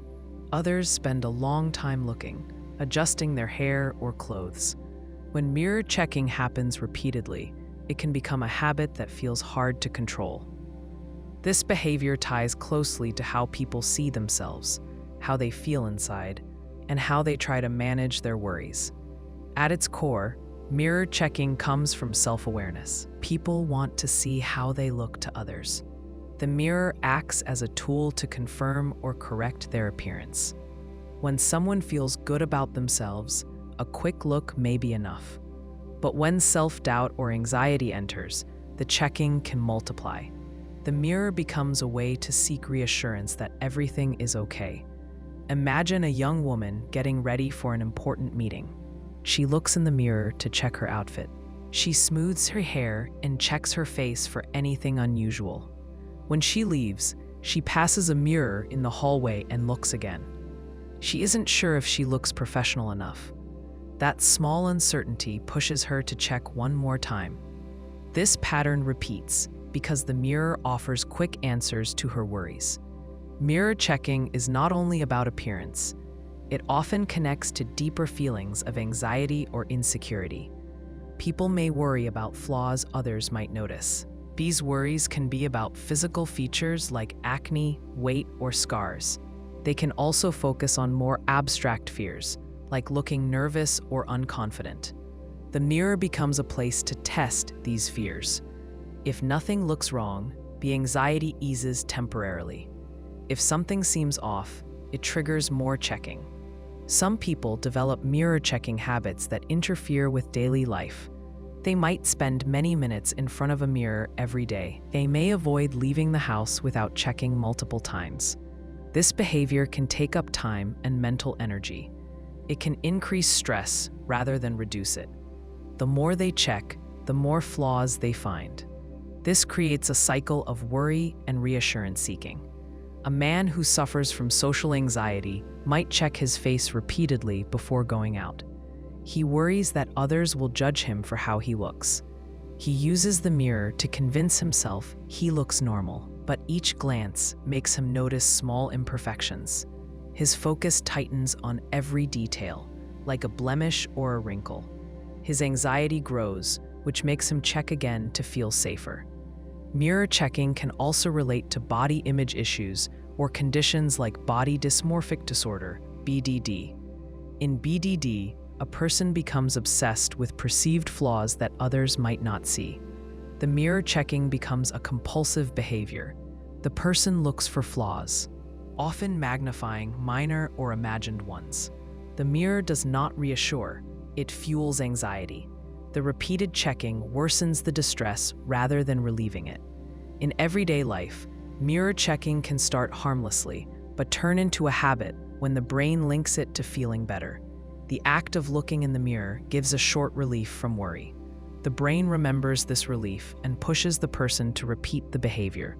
Over time, checking becomes automatic. People do it without thinking. It's like a learned response to anxiety. Sometimes, mirror checking happens in public places. People might glance at their reflection in windows, store mirrors, or phone screens. These quick checks help them feel grounded and ready to face others. But when done too often, it can draw unwanted attention or cause distraction. The person might feel trapped by the need to keep checking. Breaking the cycle of repeated mirror checking starts with understanding why it happens. Anxiety is a big part. The person wants to feel safe and acceptable. The mirror offers a way to confirm these feelings. But because anxiety is ongoing, the reassurance only lasts a short time. This leads to more checking. Changing the behavior requires patience and small steps. One way is to limit the time spent in front of mirrors. Setting a timer for a few minutes or deciding to check only at specific times can help. Over time, this reduces the automatic urge. Another approach is to focus on other ways to build confidence, such as positive self-talk or preparing for social situations without relying on appearance checks. It also helps to notice the thoughts behind the mirror checking. What worries come up? Are they realistic? Are they based on facts or fears? Challenging negative thoughts can reduce anxiety. For example, reminding oneself that others rarely focus on small details can shift perspective. Practicing this mental shift supports less mirror checking. A teenager worried about acne might check the mirror many times a day. Instead of seeing their whole face, they focus on pimples. A helpful step is to take a broader view and notice other features, like their eyes or smile. This wider view can soften the harsh focus and reduce the urge to check repeatedly. Mirror checking often links to control. When life feels uncertain, looking in the mirror is a way to gain control over one part of the world, the appearance. The mirror becomes a tool to manage feelings of unpredictability or self-doubt. Recognizing this connection can help people find other ways to feel in control, like planning their day or practicing relaxation. Some people find that sharing their experience helps. Talking to friends, family, or a therapist can bring understanding and support. It can reduce feelings of isolation that come with repeated mirror checking. Knowing others face similar struggles can be comforting. Mirror checking is a natural human behavior. Everyone does it to some extent. It becomes problematic only when it grows beyond control and causes distress. Paying attention to why and when the behavior happens helps people take steps to balance self-awareness with acceptance. In this way, mirror checking can shift from a source of worry to a simple part of daily routine. Many people talk to their pets as if the animals truly understand every word. They share their thoughts, worries, or daily stories with dogs, cats, or other animals. This behavior might seem unusual to some, but it is common and rooted in basic human needs. Talking to pets satisfies social bonds and helps people feel connected. It reflects how people naturally form relationships, even with beings who do not speak back. Humans are social creatures. We rely on relationships to feel safe and supported. Sometimes, life leaves people feeling lonely or disconnected. Pets offer a form of companionship that is steady and non-judgmental. Talking to a pet creates a bond. even if the pet does not reply in words. The act of speaking itself becomes a way to connect. Imagine a woman who lives alone. After a long day at work, she talks to her dog while cooking dinner. She tells the dog about her day, the challenges she faced, and the small victories she had. The dog listens quietly, wagging its tail. The woman feels heard, even though the dog cannot respond with words. This moment of sharing eases her feelings of isolation. It reminds her she is not alone. This behavior involves what psychologists call parasocial relationships. These are one-sided bonds where one party feels connected to another that cannot fully return that connection. We see parasocial relationships with celebrities or fictional characters. Talking to pets is a similar idea. People treat their pets like friends or family members who provide comfort and emotional support. Anthropomorphism also plays a role. This term means attributing human traits to animals or objects. When people talk to pets, they often imagine the pet understands feelings or intentions like a person would. For example, someone might say to their cat, "You're feeling sad today, aren't you?" Even though cats don't express emotions in human ways. This tendency helps people make sense of their pet's behavior and deepen their bond. Talking to pets can also be a form of self-expression. Sometimes people struggle to share thoughts with other humans. They might fear judgment or misunderstandings. Pets listen without criticism. Speaking aloud to a pet lets a person organize thoughts and emotions. It can help solve problems, clarify feelings, or practice conversations. Consider a man rehearsing for a difficult talk with his boss. He practices his words while walking his dog. The dog's calm presence provides comfort. The man feels safer trying out different ways to say what he needs. The dog cannot respond, but the man gains confidence through the practice. The pet becomes part of his preparation and support system. Talking to pets also connects to human language's social function. Language is not only about information, it's about connection. When people speak, they seek acknowledgement. Pets provide silent but steady attention. This attention satisfies the brain's desire for social feedback. Even the simple act of hearing one's voice can calm nerves or reduce loneliness. The benefits go beyond emotional support. Research shows that interacting with pets can lower stress and blood pressure. Talking to a pet enhances this effect by creating a moment of presence and focus. When a person shares their worries or joys aloud, they can experience relief. The pet's attentive body language reinforces this calming experience. This habit is common across many cultures and ages. Children often talk to their pets as friends or imaginary companions. Older adults might talk to pets to combat loneliness or boredom. People who live alone or have limited social contact especially rely on this behavior. It becomes a natural and helpful part of their daily routine. Some people worry that talking to pets is strange or a sign of loneliness. However, this view overlooks how important connection is for mental health. Pets provide steady companionship that some people find hard to get elsewhere. Talking to pets meets a real human need for connection and understanding, even if that connection is one-sided. Pets themselves respond to this communication in ways that encourage it. Dogs and cats react to tones of voice, facial expressions, and body language. They might tilt their heads, make eye contact, or move closer. These responses feel like answers. They encourage owners to keep talking. The exchange, though not verbal in the human sense, becomes meaningful. In some cases, people develop routines of talking to their pets at certain times. Morning greetings, sharing stories during meals, or bedtime chats. These rituals create structure and comfort. They mark moments of care and attention. The pet becomes not just an animal, but a partner in daily life. Talking to pets also helps with empathy. It teaches people to notice subtle signs of emotion or need. Owners learn to read their pet's body language and mood. This sensitivity can improve how people relate to others, including friends and family. The pet becomes a bridge to better social skills. The act of talking to pets is part of a wider human tendency to seek connection in all forms. It shows how language and companionship go hand in hand.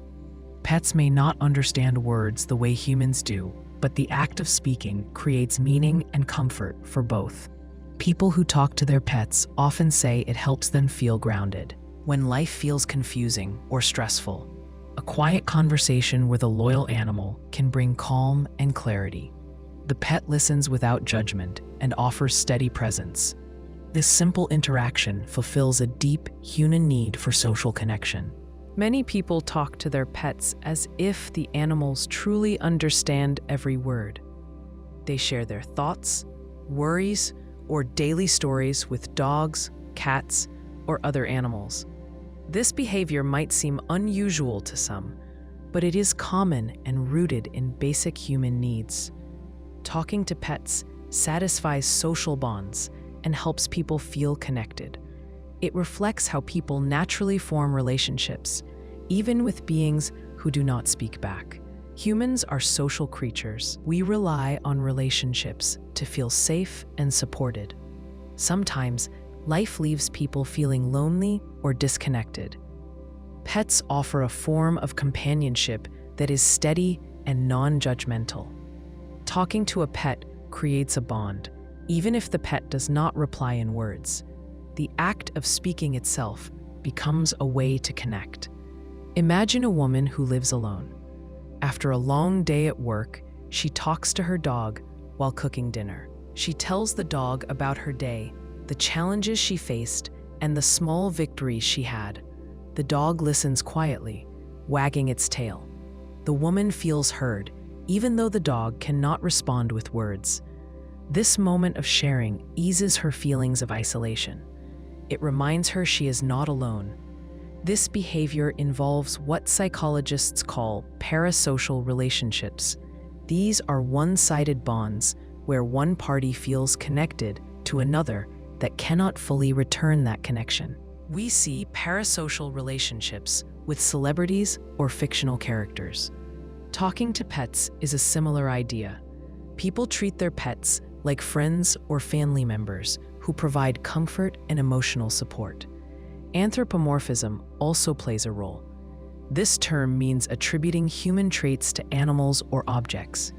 When people talk to pets, they often imagine the pet understands feelings or intentions like a person would. For example, someone might say to their cat, "You're feeling sad today, aren't you?" Even though cats don't express emotions in human ways, this tendency helps people make sense of their pet's behavior and deepen their bond. Talking to pets can also be a form of self-expression. Sometimes, people struggle to share thoughts with other humans. They might fear judgment or misunderstandings. Pets listen without criticism. Speaking aloud to a pet lets a person organize thoughts and emotions. It can help solve problems, clarify feelings, or practice conversations. Consider a man rehearsing for a difficult talk with his boss. He practices his words while walking his dog. The dog's calm presence provides comfort. The man feels safer, trying out different ways to say what he needs. The dog cannot respond, but the man gains confidence through the practice. The pet becomes part of his preparation and support system. Talking to pets also connects to human language's social function. Language is not only about information, it's about connection. When people speak, they seek acknowledgement. Pets provide silent but steady attention. This attention satisfies the brain's desire for social feedback.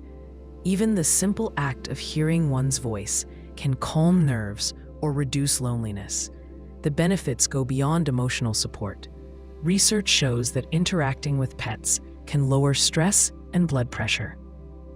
Talking to a pet enhances this effect by creating a moment of presence and focus.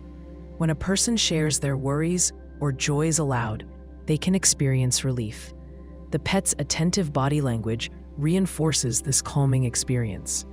This habit is common across many cultures and ages. Children often talk to their pets as friends or imaginary companions. Older adults might talk to pets to combat loneliness or boredom. People who live alone or have limited social contact especially rely on this behavior. It becomes a natural and helpful part of their daily routine. Some people worry that talking to pets is strange or a sign of loneliness. However, this view overlooks how important connection is for mental health. Pets provide steady companionship that some people find hard to get elsewhere. Talking to pets meets a real human need for connection and understanding. Even if that connection is one-sided, pets themselves respond to this communication in ways that encourage it. Dogs and cats react to tones of voice, facial expressions, and body language. They might tilt their heads, make eye contact, or move closer. These responses feel like answers. They encourage owners to keep talking. The exchange, though not verbal in the human sense, becomes meaningful. In some cases, people develop routines of talking to their pets at certain times. Morning greetings, sharing stories during meals, or bedtime chats. These rituals create structure and comfort. They mark moments of care and attention. The pet becomes not just an animal, but a partner in daily life. Talking to pets also helps with empathy. It teaches people to notice subtle signs of emotion or need. Owners learn to read their pets' body language and mood. This sensitivity can improve how people relate to others, including friends and family. The pet becomes a bridge to better social skills. The act of talking to pets is part of a wider human tendency to seek connection in all forms. It shows how language and companionship go hand in hand. Pets may not understand words the way humans do, but the act of speaking creates meaning and comfort for both. People who talk to their pets often say it helps them feel grounded. When life feels confusing or stressful, a quiet conversation with a loyal animal can bring calm and clarity. The pet listens without judgment and offers steady presence. This simple interaction fulfills a deep human need for social connection. Many people talk to their pets as if the animals understand every word. They share their daily thoughts, feelings, or worries with dogs, cats, or other animals. This habit may seem strange, but it is common and deeply human. Talking to pets fulfills important social needs and reflects how people build bonds, even when the other side can't speak back. Humans naturally seek connection. We depend on relationships to feel safe and supported. Pets offer steady companionship without judgment. When people talk to pets, they create a kind of relationship where they feel heard and less alone, even though the pet doesn't respond with words. The act of speaking helps people process their feelings and feel connected. Picture someone who lives alone and talks to their dog about the day's problems. The dog listens quietly, perhaps wagging its tail or tilting its head. The person feels a sense of comfort from sharing, even without a verbal reply. This moment helps ease loneliness and gives emotional support. Psychologists call this a parasocial relationship, one-sided bonds where one party connects to another who can't fully respond. People often form parasocial ties with celebrities or fictional characters. Talking to pets works the same way. People treat their pets as friends or family, sharing emotions and thoughts openly. Another factor is anthropomorphism, attributing human traits to animals. When people say, "You seem sad today," to a cat, they assume the cat understands feelings like a human does. This makes it easier to relate and deepen the bond. It also helps people interpret their pet's behavior in familiar terms. Talking to pets can also be a way to express thoughts without fear of judgment. Sometimes, people hesitate to share feelings with others. Pets listen without criticism. Speaking aloud helps organize thoughts and manage emotions.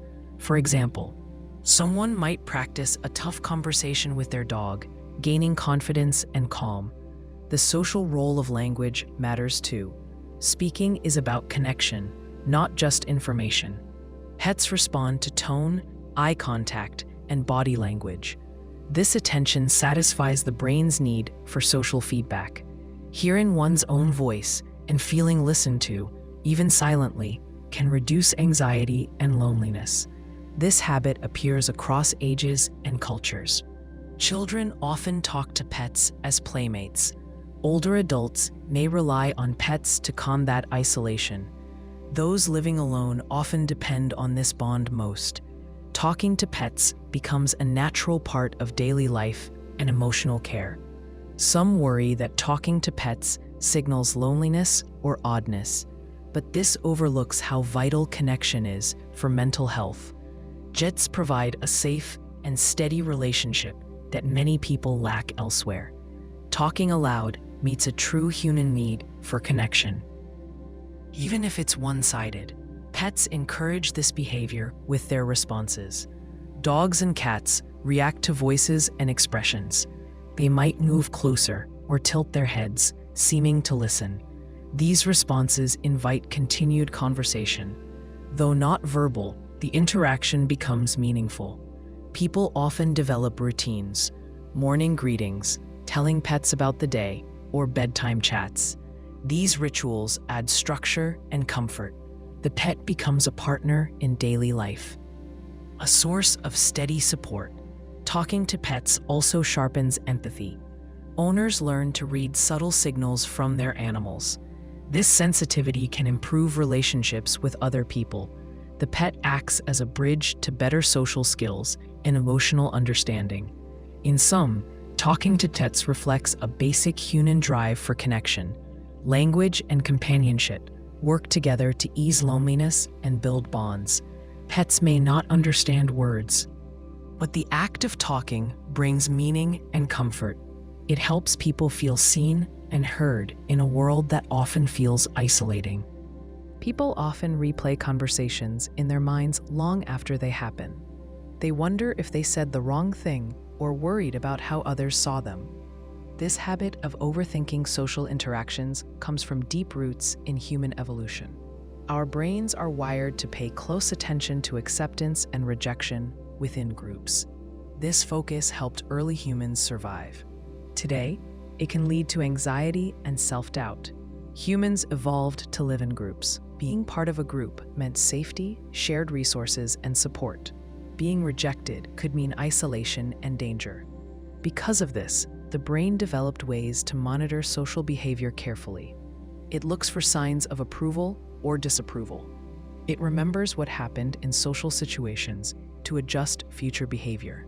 This system still works today, even when threats are not life or death.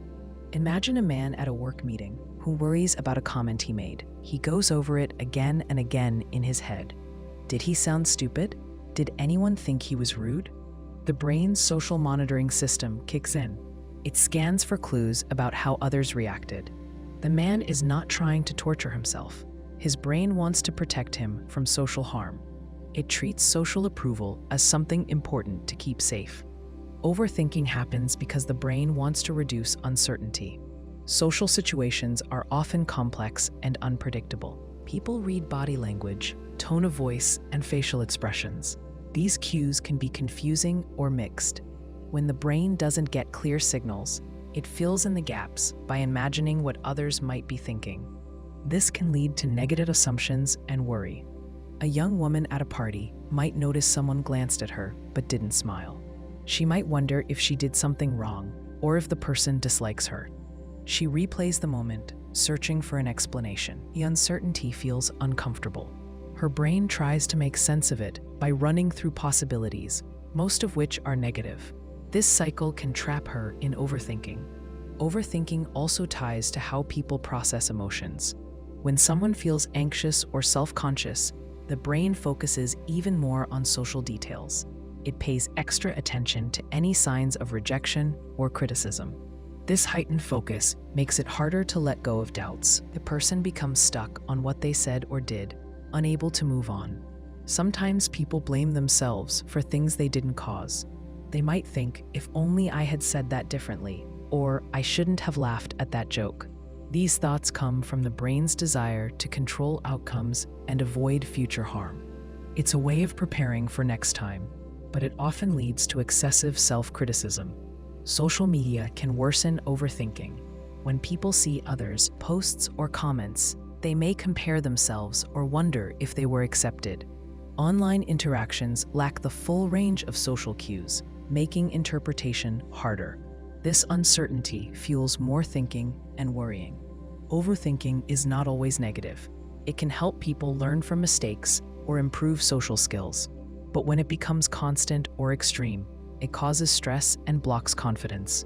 People may avoid social situations out of fear of judgment. They may miss chances to connect because they focus too much on potential rejection. A teenager who feels shy might replay a conversation with a teacher.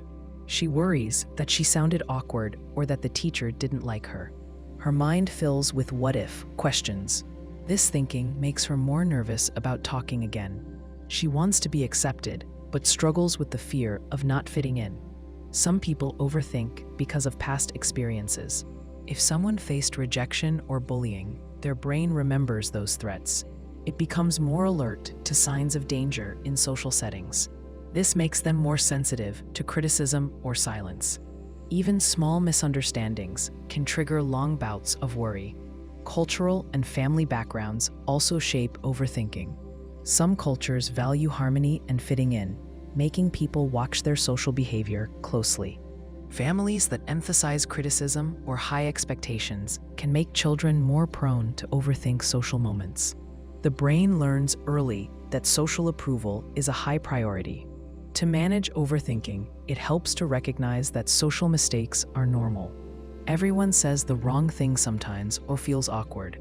Most people are too focused on themselves to judge others harshly. Understanding this can reduce the power of negative thoughts. Another useful step is to practice letting go. When a thought about a past interaction comes up, a person can gently remind themselves that the moment is over. They can shift attention to the present or plan positive steps for the future. This approach weakens the brain's urge to replay social events endlessly. Talking with trusted friends or a counselor can also help. Sharing worries often reveals that others feel the same way. This reduces isolation and builds support. Hearing different perspectives can challenge negative assumptions and bring clarity.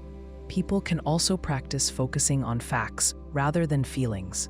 Instead of thinking, "They must think I'm boring," a person can ask, "What evidence do I have for that?" This shift from emotion to evidence helps balance the brain's social monitoring and reduces false conclusions. Overthinking social interactions shows how much people value connection. It reflects the brain's effort to protect and belong. While it can cause discomfort, it also points to the deep human need to be part of a group. Learning to manage this thinking leads to stronger confidence and healthier relationships. People often make faces when no one is watching. They might scrunch up their nose, pout, smile broadly, or pull a silly expression in front of a mirror or while alone. This behavior is natural and common. It happens because the face is a primary way we express feelings. When no one else is around, the usual social filters drop. People allow their emotions to show freely. Making faces becomes a way to release feelings that might otherwise stay hidden. The brain constantly manages how we show emotions. In social situations, we control our facial expressions to fit what's appropriate. We smile politely, hide frustration, or soften anger. This control helps us communicate clearly and avoid conflict. But when alone, those rules relax. The face can reflect whatever the mind feels in the moment. This freedom offers emotional relief. Imagine a woman who just finished a stressful workday. She closes the door behind her and lets out a deep sigh. Alone in her living room, she raises her eyebrows, frowns, and pulls a frustrated face. No one sees her, so she doesn't hold back. This expression helps her feel her stress and release it. It's a small moment of honesty with herself. Making faces also connects to how we learn emotions. Children often make exaggerated faces when they play alone or talk to themselves. They practice expressing feelings, sometimes copying others or exploring what different emotions look like. This play builds emotional understanding and helps with self-awareness. Adults keep this ability too. Making faces in private can be a way to stay in touch with how they feel inside. Sometimes people make faces as a form of self-soothing. When anxious or upset, moving the face in certain ways can calm the nervous system. Smiling, even when forced, can trigger positive feelings. Pulling a silly face can distract from worries. These facial movements send signals to the brain that can change mood and reduce tension. Consider a man who feels nervous before a presentation. Alone in a restroom, he looks in the mirror and makes a goofy face. He puckers his lips, raises his eyebrows, and sticks out his tongue. This moment breaks his tension. It reminds him not to take himself too seriously. The silly face helps shift his mindset from stress to lightness. Making faces also plays a role in creativity and play. People might practice different expressions to explore moods or ideas. Actors rehearse emotions by changing their faces. Writers or artists may imagine how a character looks when happy or angry. Making faces in private lets the mind experiment without judgment. In some cases, making faces can be a way to practice social skills. People rehearse expressions they want to show others. They try out smiles, surprised looks, or concerned faces to prepare for upcoming interactions. This rehearsal feels safer when done alone. It builds confidence in managing emotions during real conversations. People sometimes make faces out of boredom. When alone and idle, the face becomes a canvas for expression. Moving the eyebrows, scrunching the nose, or grimacing breaks the stillness. This small activity stimulates the mind and body. It can keep energy up when nothing else is happening. Making faces without an audience can also help with emotional clarity. When people feel complex emotions, it can be hard to identify or accept them. Changing facial expressions can help bring those feelings into focus. For example, a sad or worried face may help someone recognize and name their emotions. This awareness is important for emotional health. A teenager might look in the mirror after an argument with a friend. She makes a sad face, then a frustrated one, trying to understand how she feels. This process helps her process the experience and prepare for future conversations. The faces show her inner world, even if only to herself. The habit of making faces alone can feel silly or embarrassing when noticed. People often hide it when others are around because social norms expect us to control expressions. But these private moments of expression are natural and beneficial. They connect people with their emotions and reduce the pressure to appear perfect. Facial expressions also influence the body. Moving muscles in the face affects breathing and heart rate. Making faces can signal to the nervous system to relax or energize. This feedback loop between face and brain helps regulate feelings without words. People who have difficulty expressing emotions outwardly may rely more on making faces when alone. For example, someone who feels shy or guarded might not show frustration or joy openly. In private, they can explore these emotions through facial movements. This private practice helps prepare them for social expression. Making faces is a way humans keep a connection with their emotions in a world that often demands control and composure. The face becomes a safe space for honesty and release, whether through frustration, joy, sadness, or playfulness. These expressions offer a quiet conversation between mind and body. In daily life, these moments add richness to emotional experience. They remind people that feelings are real and deserve attention. The simple act of making a face when no one is watching is a natural, healthy part of being human. It grounds people in their emotions and helps maintain emotional balance. Many people find themselves singing in the shower. The sound of their voice fills the small space, creating a feeling that their singing sounds better than usual. This common habit comes from a mix of how sound works in that environment and how being alone affects how people express themselves. Singing in the shower is a simple way to enjoy music and relax without worry. The shape and materials of most bathrooms help the voice carry and resonate. Tiles, glass, and hard surfaces reflect sound waves instead of absorbing them. This reflection causes echoes and reverb, which make the voice seem fuller and richer. The small, enclosed space traps the sound, amplifying it naturally. This means even a soft voice sounds louder and more impressive in the shower. Imagine a man who doesn't consider himself a good singer. When he hums in the open living room, the sound feels weak, but in the shower, his voice fills the space. The echoes smooth out rough spots and add depth. He hears himself better and feels encouraged to sing more freely. The acoustic boost makes the experience more enjoyable. Privacy is another reason singing in the shower feels different. Most people feel self-conscious about singing around others. They fear judgment or embarrassment. The shower offers a safe place where no one can hear. This privacy lowers those social barriers. People feel free to try new songs or sing loudly without holding back. Consider a woman who always wanted to sing but never dared in front of friends or family. In the shower, she tries her favorite songs. The closed door gives her confidence. She experiments with her voice, hitting notes she might avoid elsewhere. This freedom helps her express emotions and build confidence. Singing in the shower also connects to mood and stress relief. Music can lift spirits, reduce anxiety, and energize the body. Singing aloud releases endorphins, the brain's natural feel-good chemicals. The combination of warm water, privacy, and good acoustics creates a small space for relaxation and joy. Sometimes, people sing in the shower without even thinking about it. The routine of washing and the soothing sound of water create a background that invites song.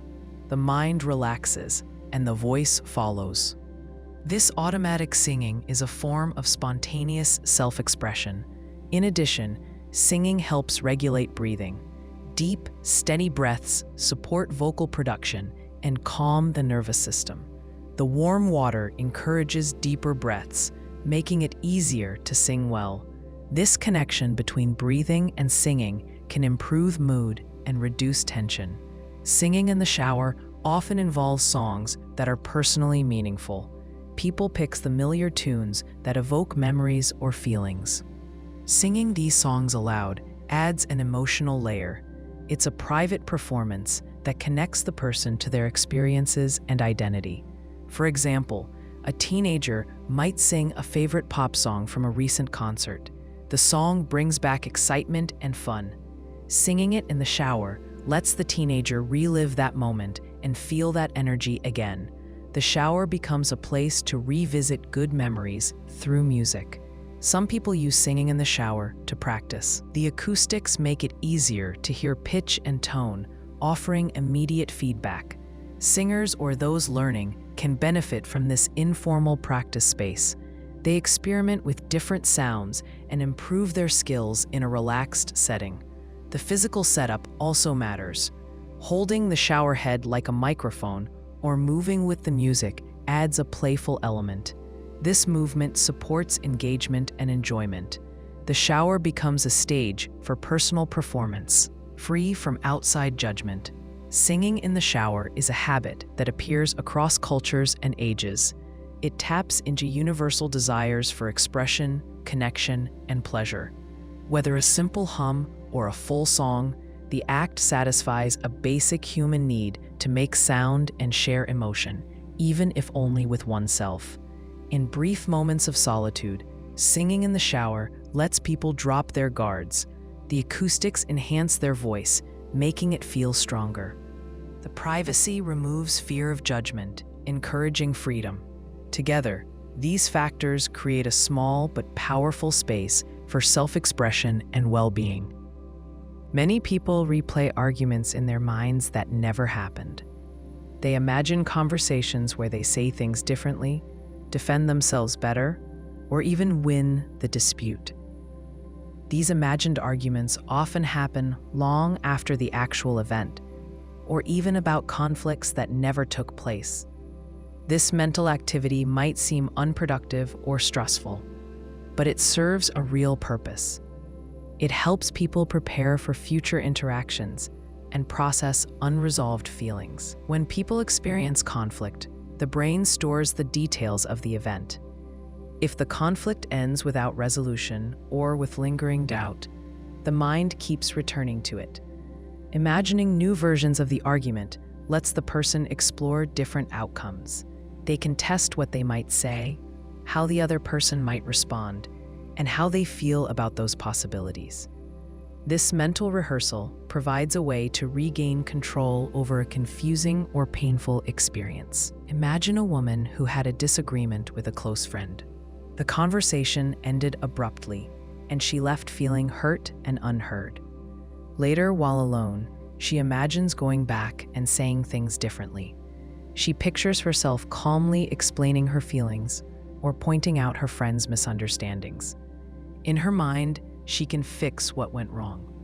This mental practice helps her feel less powerless and more prepared if the real conversation continues. Imaginary arguments also allow people to release emotional tension. When conflict stirs up anger, frustration, or sadness, the mind seeks an outlet. Playing out the argument mentally gives a space to express these feelings safely. This can reduce the intensity of emotions and help people move toward acceptance or resolution. A man who felt insulted by a coworker might rehearse a response in his head. He imagines standing up for himself and making his point clearly. The mental exercise serves as a pressure valve. It allows him to vent anger without confrontation. When he feels ready, he might even use parts of the imagined argument in a real discussion. These mental debates are not always about revenge or proving others wrong. Sometimes people imagine arguments to understand different perspectives. They step into the other person's shoes and consider why the conflict happened. This helps build empathy and insight, which can improve future communication. For example, a teenager upset by a parent's strict rules might imagine arguing both sides of the issue. She thinks about why her parent wants rules and what she wants in return. This role-playing helps her see the situation more clearly and prepare for calm discussions. The brain uses these imaginary arguments to practice social skills. Conflict involves negotiation, tone, and timing. Rehearsing arguments mentally helps people learn how to express themselves better and respond to others. It builds confidence and reduces anxiety about real confrontations. However, this habit can become problematic if it turns into rumination. Rumination means getting stuck on the same thoughts without resolution. If someone repeatedly imagines arguments without finding peace, it can increase stress and interfere with daily life. The mind focuses on what went wrong instead of moving forward. A person who can't stop replaying a fight with a partner may feel more upset the longer they think about it. The imagined conversations might become harsher or more negative over time. This pattern deepens emotional pain and may harm the relationship. It helps to recognize when imaginary arguments serve a purpose and when they cause harm. Using mental rehearsal to prepare for real conversations or process emotions is healthy. Getting stuck in repetitive, negative thoughts is not. Awareness of these patterns can guide people toward balance. People can practice setting limits on their mental arguments. They might decide to spend only a few minutes thinking through a conflict, then shift attention elsewhere. Techniques like mindfulness or distraction help break the cycle.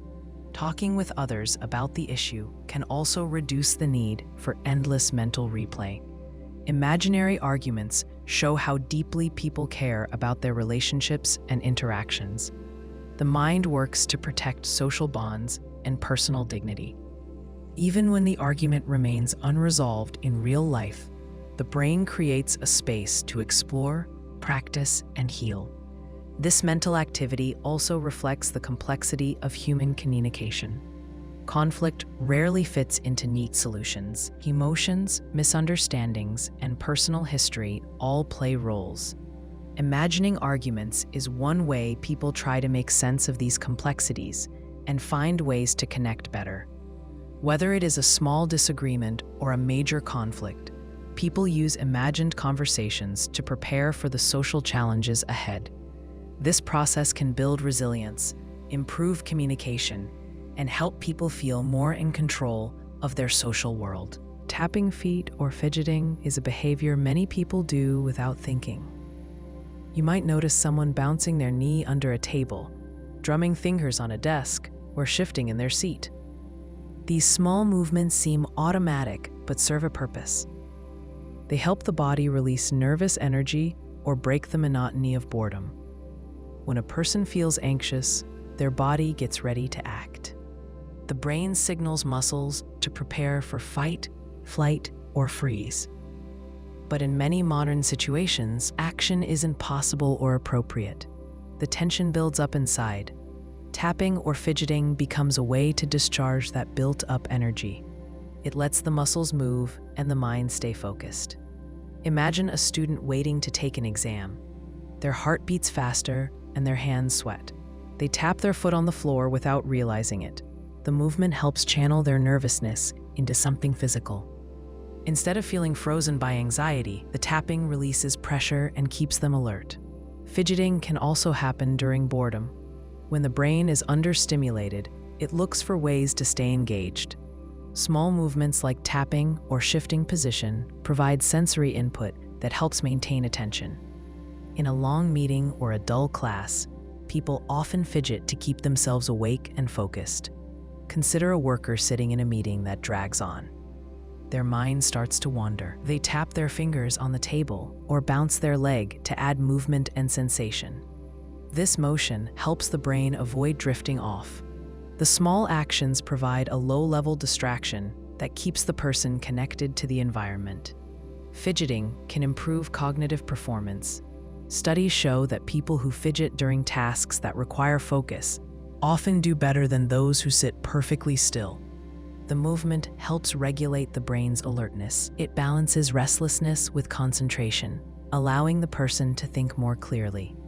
A child in a classroom might tap a pencil or twirl a strand of hair. These actions help manage excess energy and improve attention. For children with attention deficit hyperactivity disorder, ADHD, fidgeting is even more common.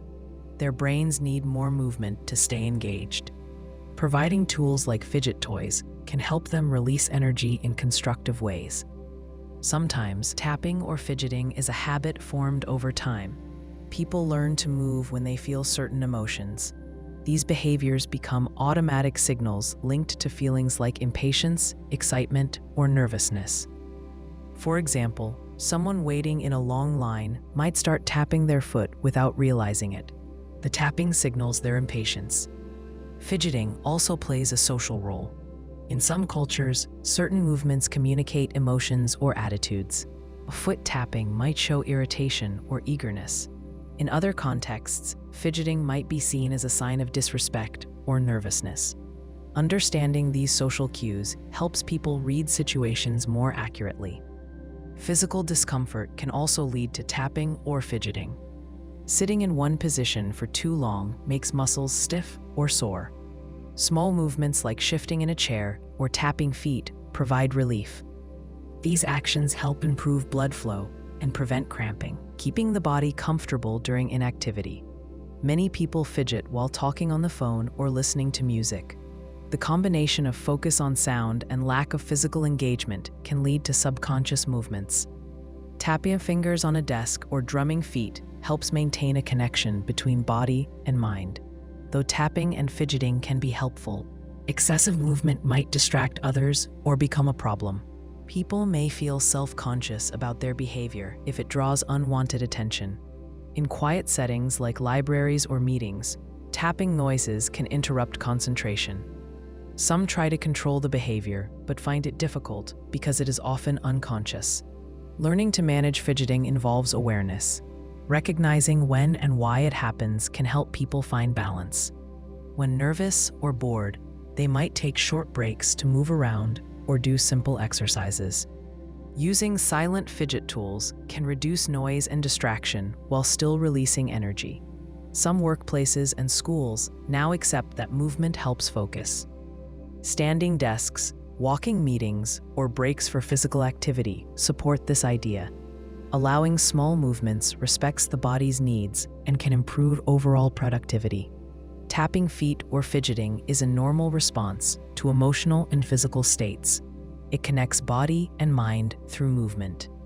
These small actions help people handle nervous energy, boredom, or discomfort. Far from being mere restlessness, tapping and fidgeting serve as tools to maintain balance and focus in daily life. Zoning out while driving, often called highway hypnosis, happens when a driver's mind drifts away during long stretches of familiar road.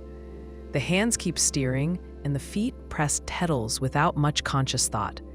The body handles the task almost automatically, like muscle memory. Meanwhile, the driver's attention moves elsewhere, thinking about things unrelated to driving.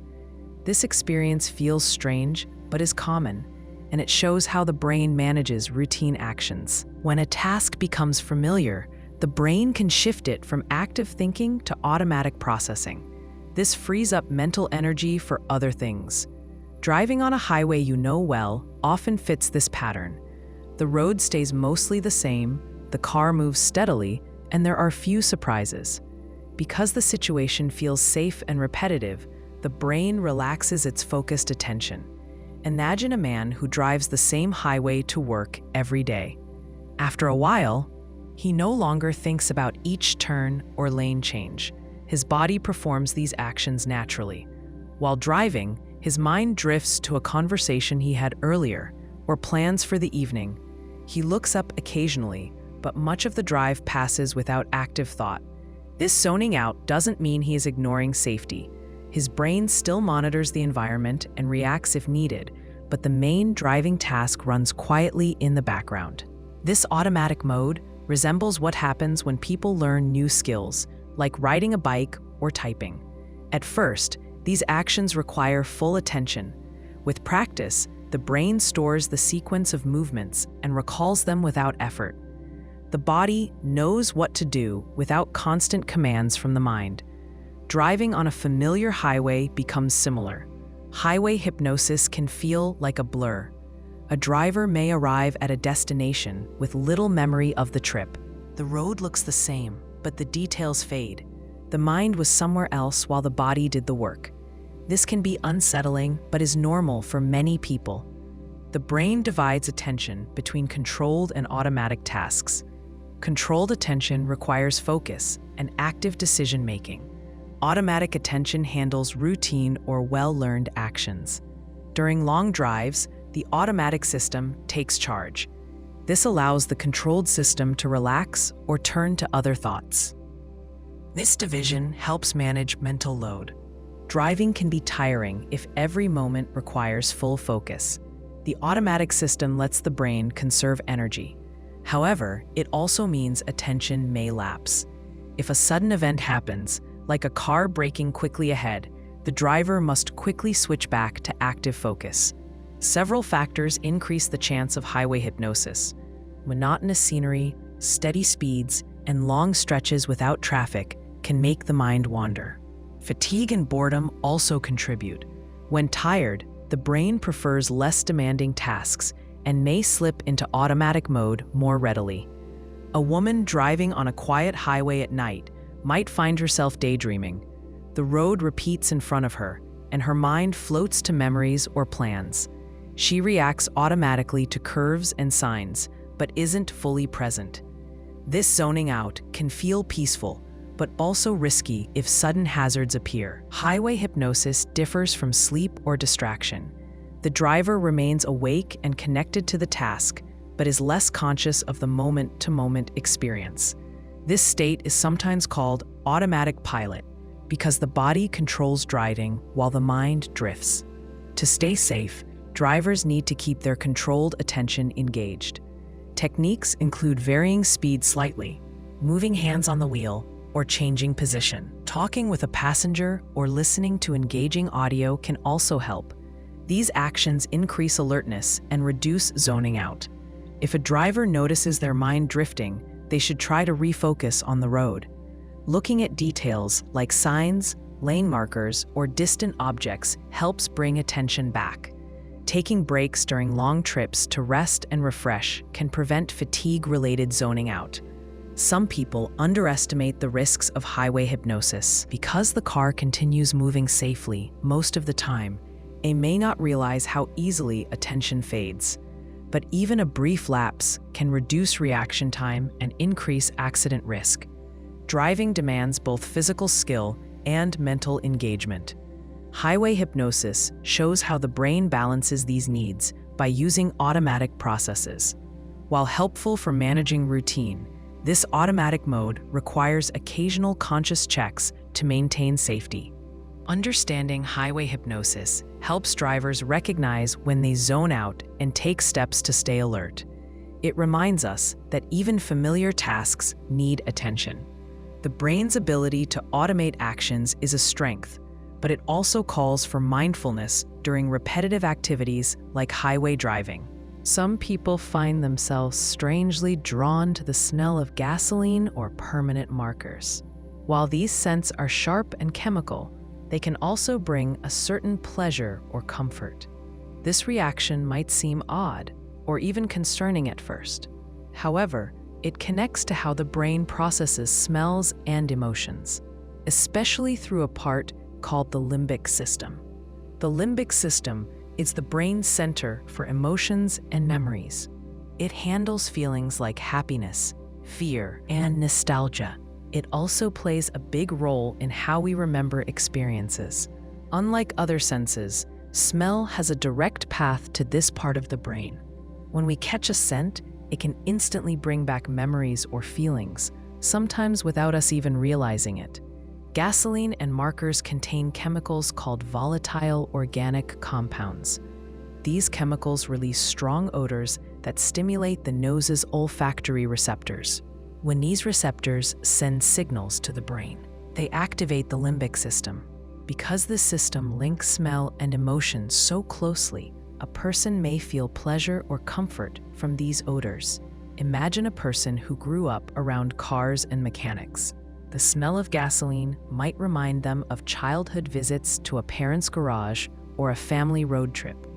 That scent triggers positive memories, making the person feel safe or happy. Even though gasoline is a harsh chemical, its smell can become associated with pleasant moments. Similarly, the scent of permanent markers can evoke memories of school days or creative activities.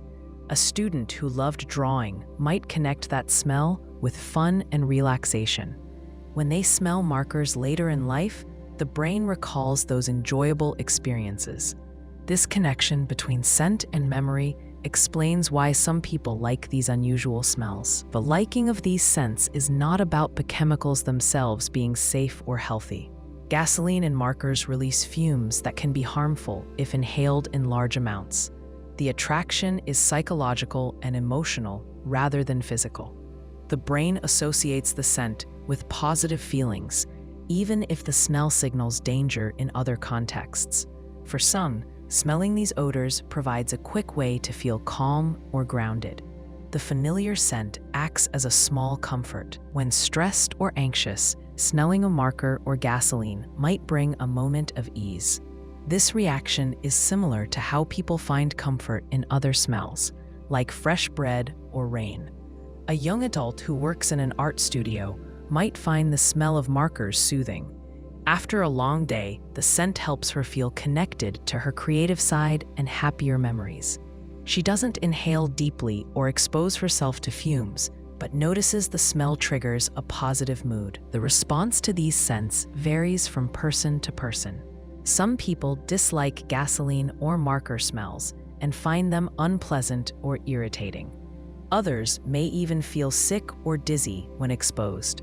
The difference comes from how each person's brain links the scent to their unique memories and emotions. The brain's response to smell is also linked to survival. Many odors warn us of danger, like smoke signaling fire or spoiled food indicating illness. When a scent becomes tied to good memories, it loses its warning power. Instead, it becomes a cue for pleasure or comfort. People who enjoy the smell of gasoline or markers do not usually seek out these odors to harm themselves. They might notice the smell and feel drawn to it without fully understanding why. It's a natural reaction that shows how deeply smell and emotion are connected in the brain. In some cases, liking strong chemical smells can be part of sensory-seeking behavior. People who need more sensory input might find these odors stimulating. This need often appears in children or adults with sensory processing differences. The smell provides a strong sensory experience that feels satisfying. It is important to be careful with exposure to gasoline and marker fumes. Breathing in large amounts can cause headaches, dizziness, or more serious health problems. Enjoying the scent does not mean it is safe to inhale fumes repeatedly or in high doses. Parents, teachers, and caregivers can support children who are drawn to these smells by providing safe alternatives. For example, scented markers designed for children or aromatherapy with safe oils can offer similar comfort without harm. Understanding why people like these smells helps remove stigma.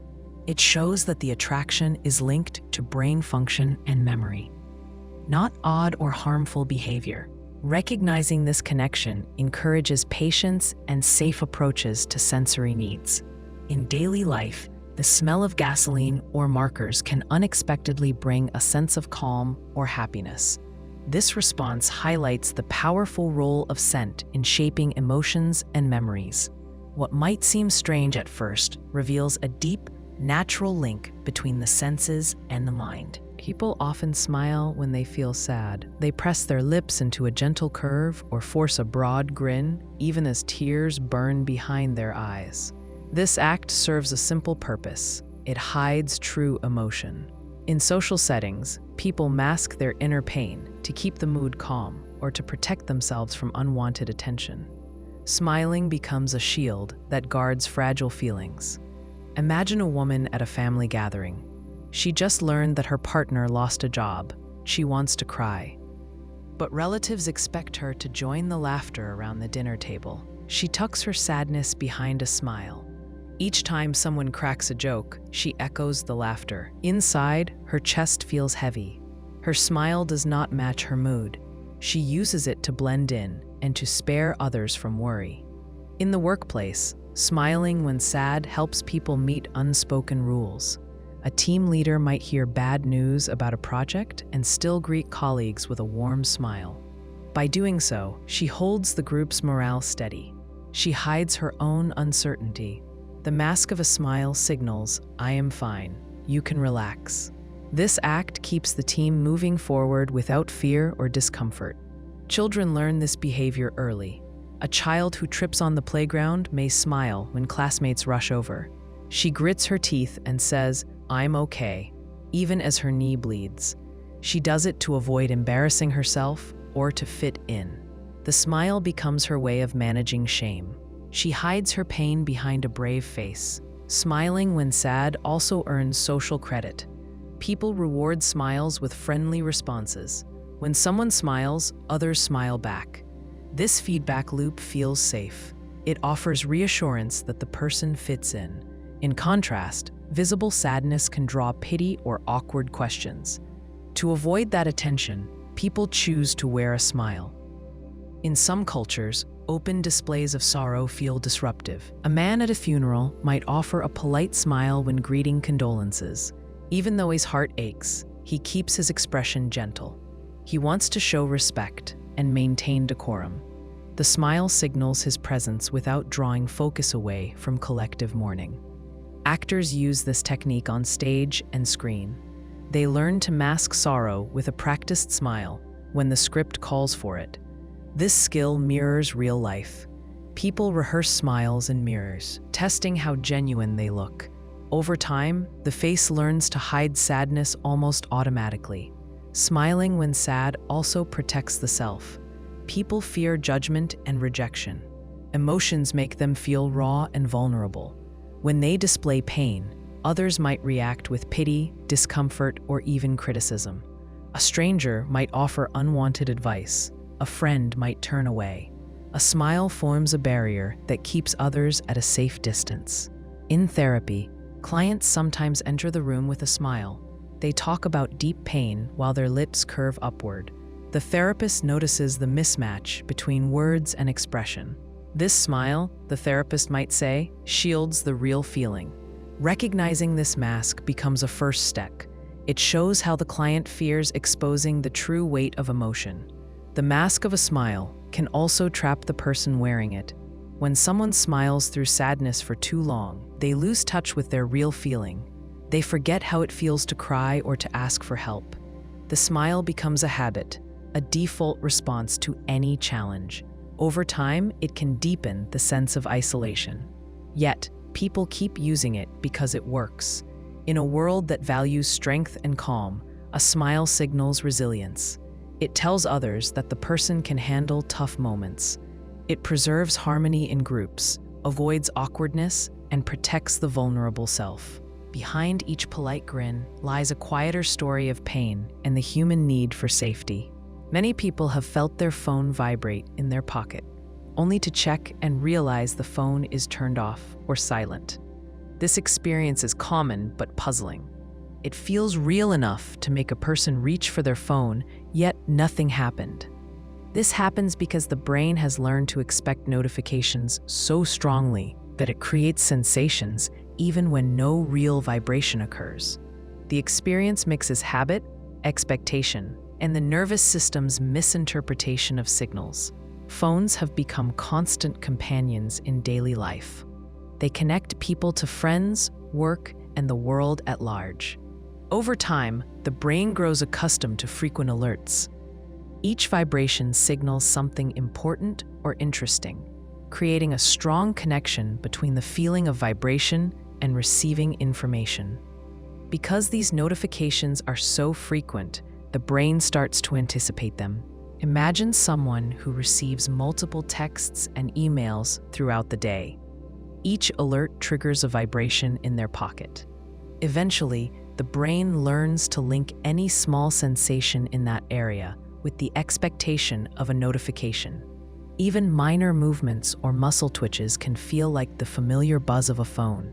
The brain jumps to the conclusion that the phone is vibrating because that's the most likely explanation based on past experience. This phenomenon is known as a phantom vibration, a sensory hallucination. Unlike visual or auditory hallucinations, phantom vibrations are harmless and common. They happen because the nervous system occasionally misfires, sending signals that the brain misinterprets. The nervous system constantly picks up sensory data from the body, such as pressure, movement, or muscle contractions. Usually, the brain accurately interprets these signals, but sometimes it makes mistakes. For example, someone sitting in a chair might feel a slight muscle twitch in their thigh.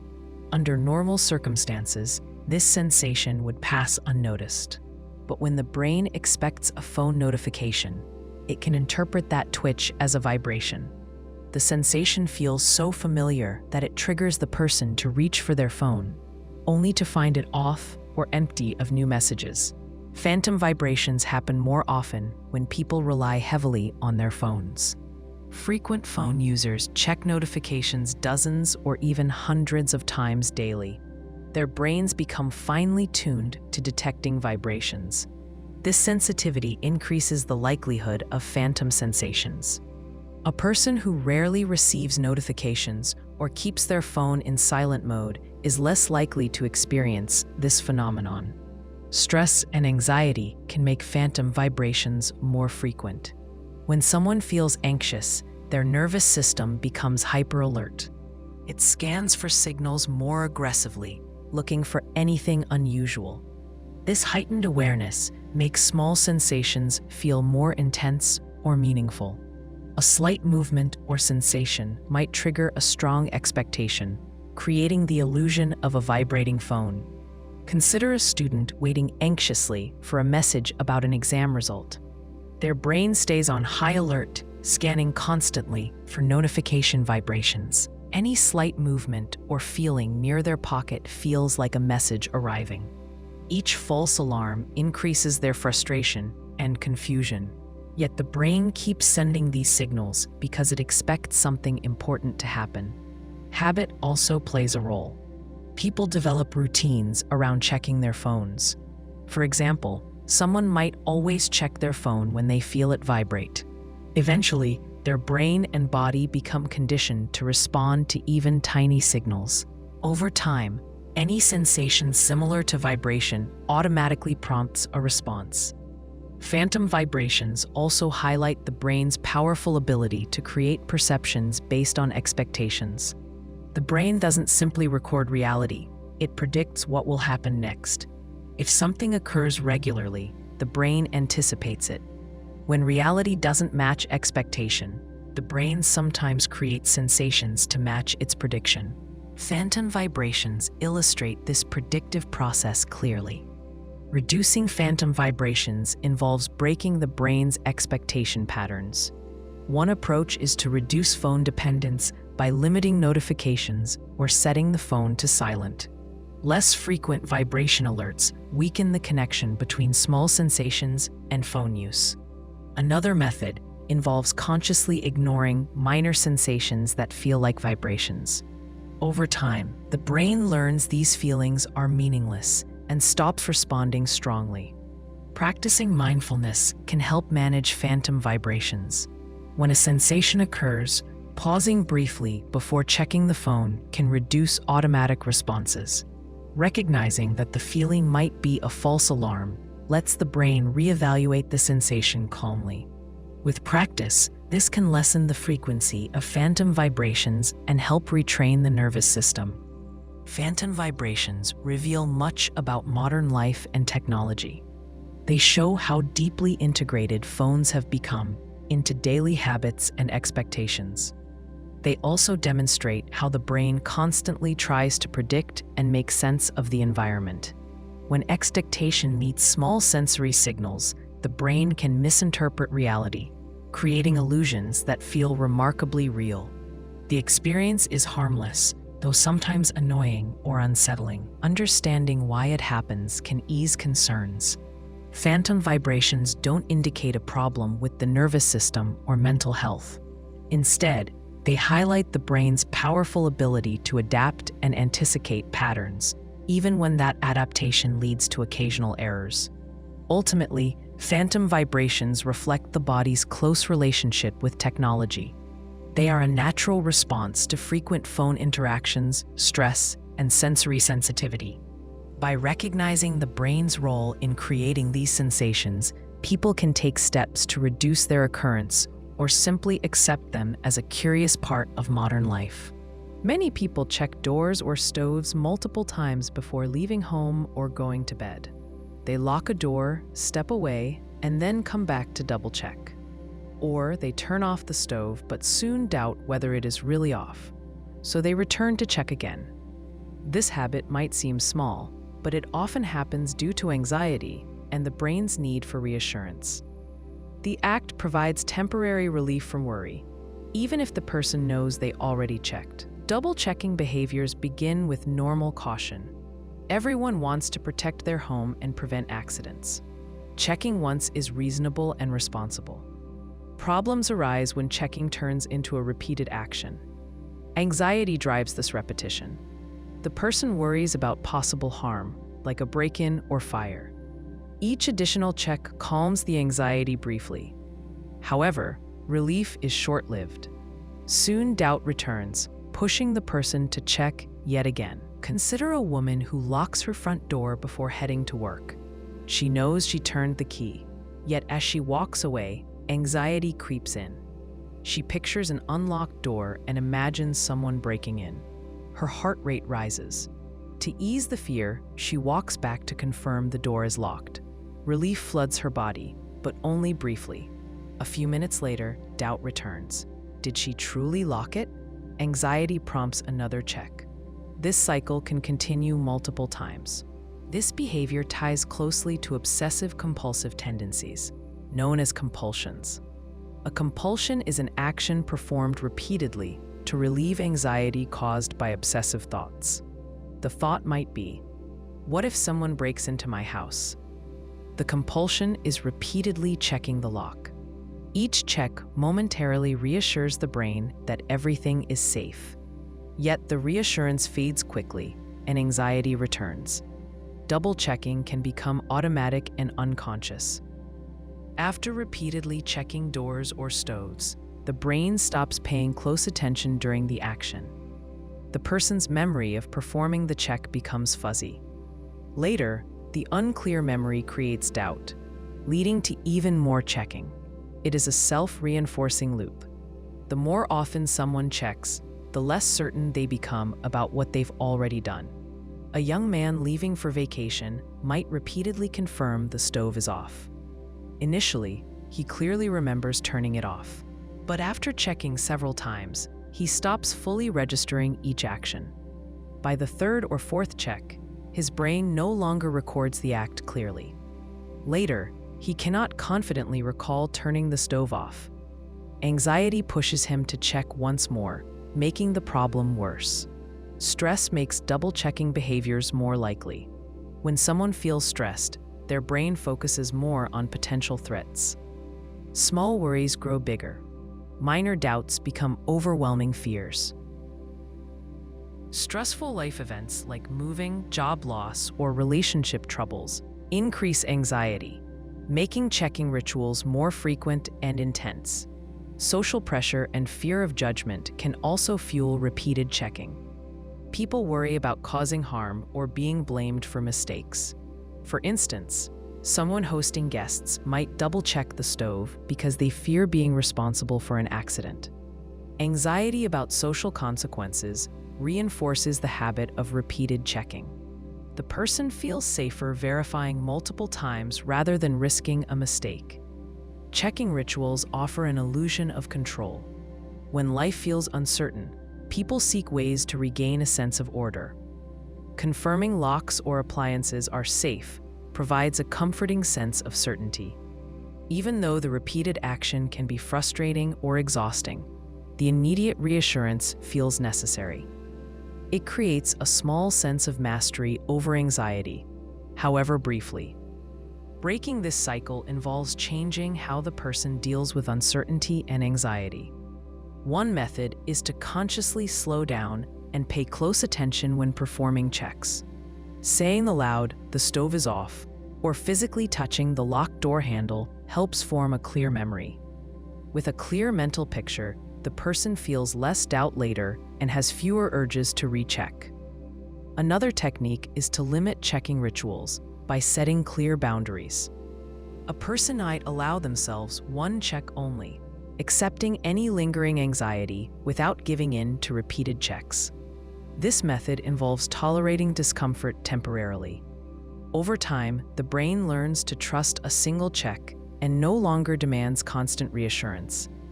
Understanding the underlying anxiety also helps reduce double-checking behaviors.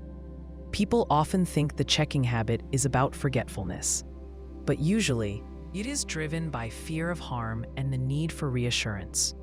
Recognizing this link helps the person deal with anxiety directly.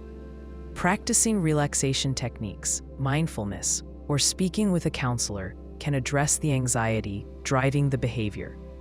Not all double-checking is problematic. Occasional second looks are normal, especially when distracted or rushed.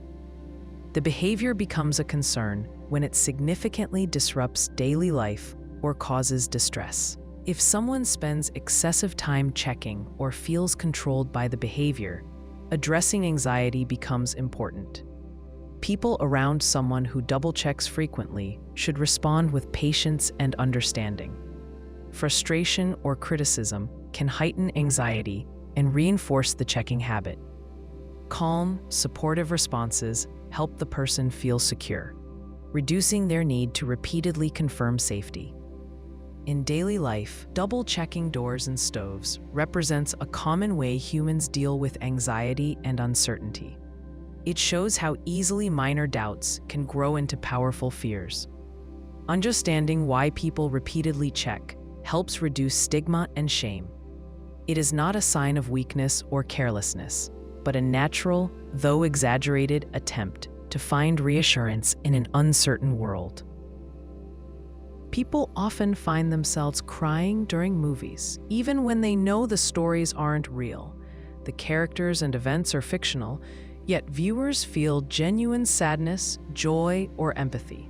Tears flow, hearts race, and emotions surge as though experiencing real events. This response may seem illogical, but it is a normal human reaction. It happens because our brains are built to empathize deeply, thanks to something called mirror neurons. Mirror neurons are special brain cells that activate both when a person does something and when they see someone else do the same action. If a character on screen feels sadness or pain, the viewer's mirror neurons respond as if the viewer is experiencing that emotion themselves. This reaction makes the emotional experience real at a biological level, even if the logical part of the brain knows it is just a movie. Imagine a woman watching a scene where a child is reunited with a lost pet. As the characters cry with joy, the viewer's mirror neurons trigger similar feelings of relief and happiness. Tears fill her eyes because her brain mirrors the emotions she sees on screen. She isn't sad in real life, but the emotion feels real enough to cause tears. Emotional empathy also plays a crucial role. Empathy means understanding and feeling the emotions of others. Humans are naturally social creatures who rely on emotional connections. Movies tap into this social instinct by showing detailed, emotional scenes. When viewers see characters experience loss, love, or triumph, their brains naturally imagine themselves in those positions. The emotions they witness become their own. This empathy can feel especially powerful because movies use visual and auditory cues to intensify feelings. Music, facial expressions, body language, and dialogue combine to create a vivid emotional landscape. The brain absorbs these cues and responds emotionally, even when logic knows the scene isn't real. The vividness of movies makes the experience feel personal and immediate. Consider a man watching a film about friendship. During a tragic moment, soft music plays while one character comforts another. The visual and auditory elements together signal sadness and compassion. These signals prompt the viewer's brain to feel deeply. Even though he knows the characters are fictional, the emotional impact remains strong, leading to tears. Movies also provide a safe space to experience strong emotions without real-life consequences. In daily life, people often hold back tears or hide feelings to maintain social harmony. Movies allow emotions to surface freely. People can cry openly in the darkness of a theater or the privacy of their homes, releasing pent-up feelings safely. This emotional release can be therapeutic. Crying during a sad or touching scene helps people express feelings they might suppress in everyday life. Afterward, viewers often report feeling calmer or lighter. The emotional release lowers stress and tension, offering a sense of relief or renewal. Cultural and personal experiences influence how strongly people react to movies. Someone who recently lost a loved one may cry during scenes involving grief or loss. Their brain connects movie emotions to their real-life feelings. Similarly, personal values or memories shape emotional responses. A scene showing kindness or sacrifice can evoke tears from viewers who deeply value these traits. Children frequently cry during movies because their mirror neurons and emotional empathy are highly active. They naturally identify with characters and feel their joys and pains intensely. Adults often maintain this sensitivity, though some people become less openly emotional as they grow older. Those who remain strongly empathetic into adulthood may continue to cry easily during emotional scenes. Some people feel embarrassed or confused about crying during fictional stories. They worry it shows weakness or excessive sensitivity. In reality, crying at movies indicates healthy emotional responsiveness. It shows that the person's empathy and emotional systems function well, allowing deep connections with others' feelings. Movies also create emotional bonds between viewers. Crying together during a touching scene fosters a sense of shared humanity and understanding.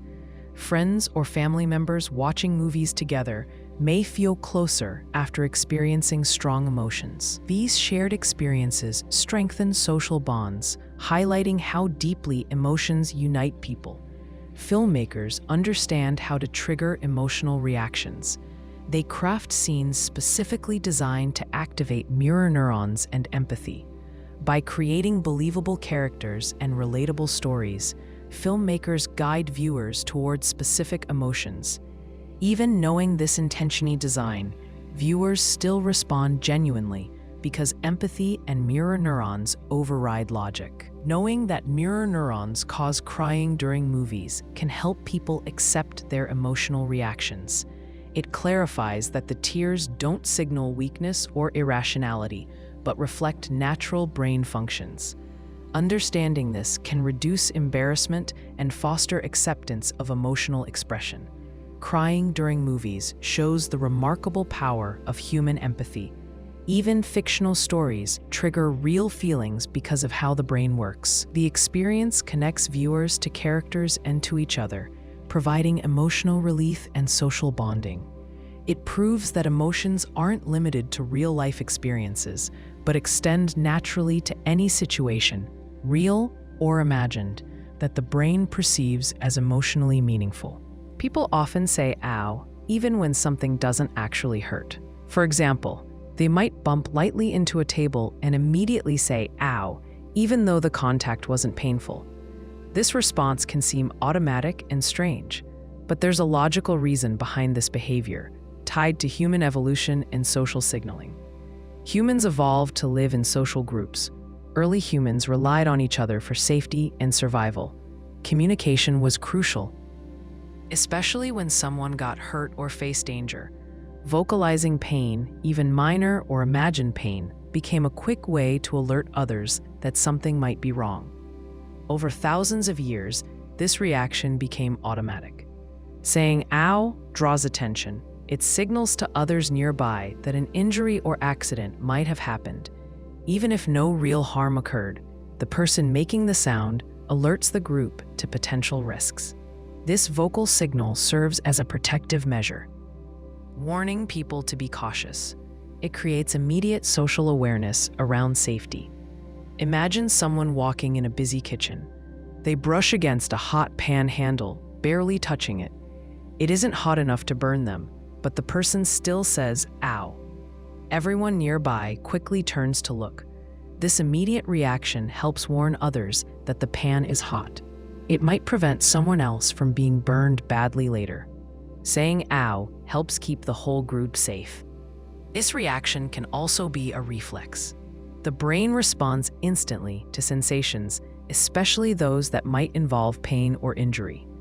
When something unexpected touches the body, the brain's first response can be vocal, even before fully realizing what happened.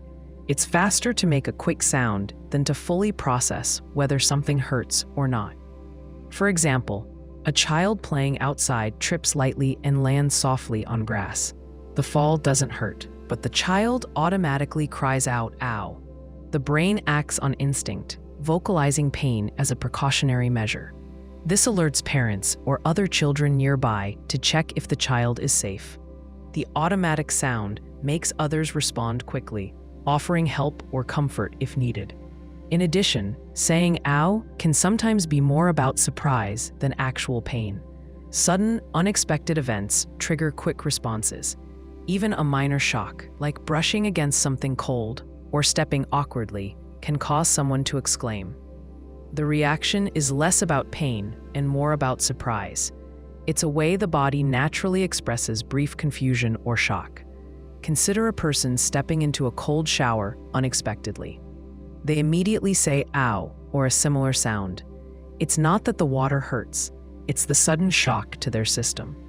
Vocalizing this feeling helps release the surprise quickly, allowing the person to adapt faster to the new sensation.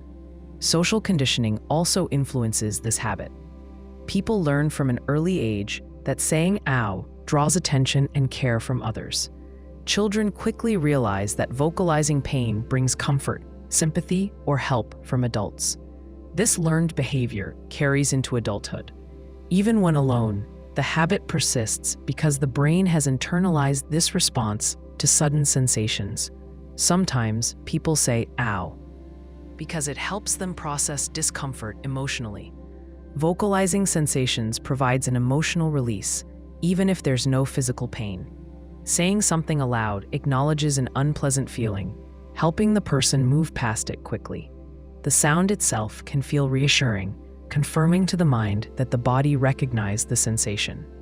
Cultural factors also shape how people vocalize minor discomfort. Different cultures have their own ways of expressing pain or surprise. In some cultures, people might say "ouch," while others use different words or sounds. Despite these variations, the reason behind vocalizing remains consistent: alerting others, releasing tension, and communicating minor distress. People rarely think consciously about why they say "ow." It's such an ingrained reaction that questioning it doesn't occur. Yet, understanding why this happens explains the behavior clearly. Vocalizing minor sensations, even without pain, is a simple survival tool shaped by evolution and social interactions. Sometimes, people feel silly or embarrassed after saying "ow" without real pain. They wonder why they reacted automatically. Knowing the evolutionary purpose of this response can reduce embarrassment. It shows that their brain and body acted normally, following deep-rooted instincts designed to keep them safe. This behavior also highlights human social interconnectedness. Vocalizing minor discomfort reminds people around us that we rely on one another for safety and awareness.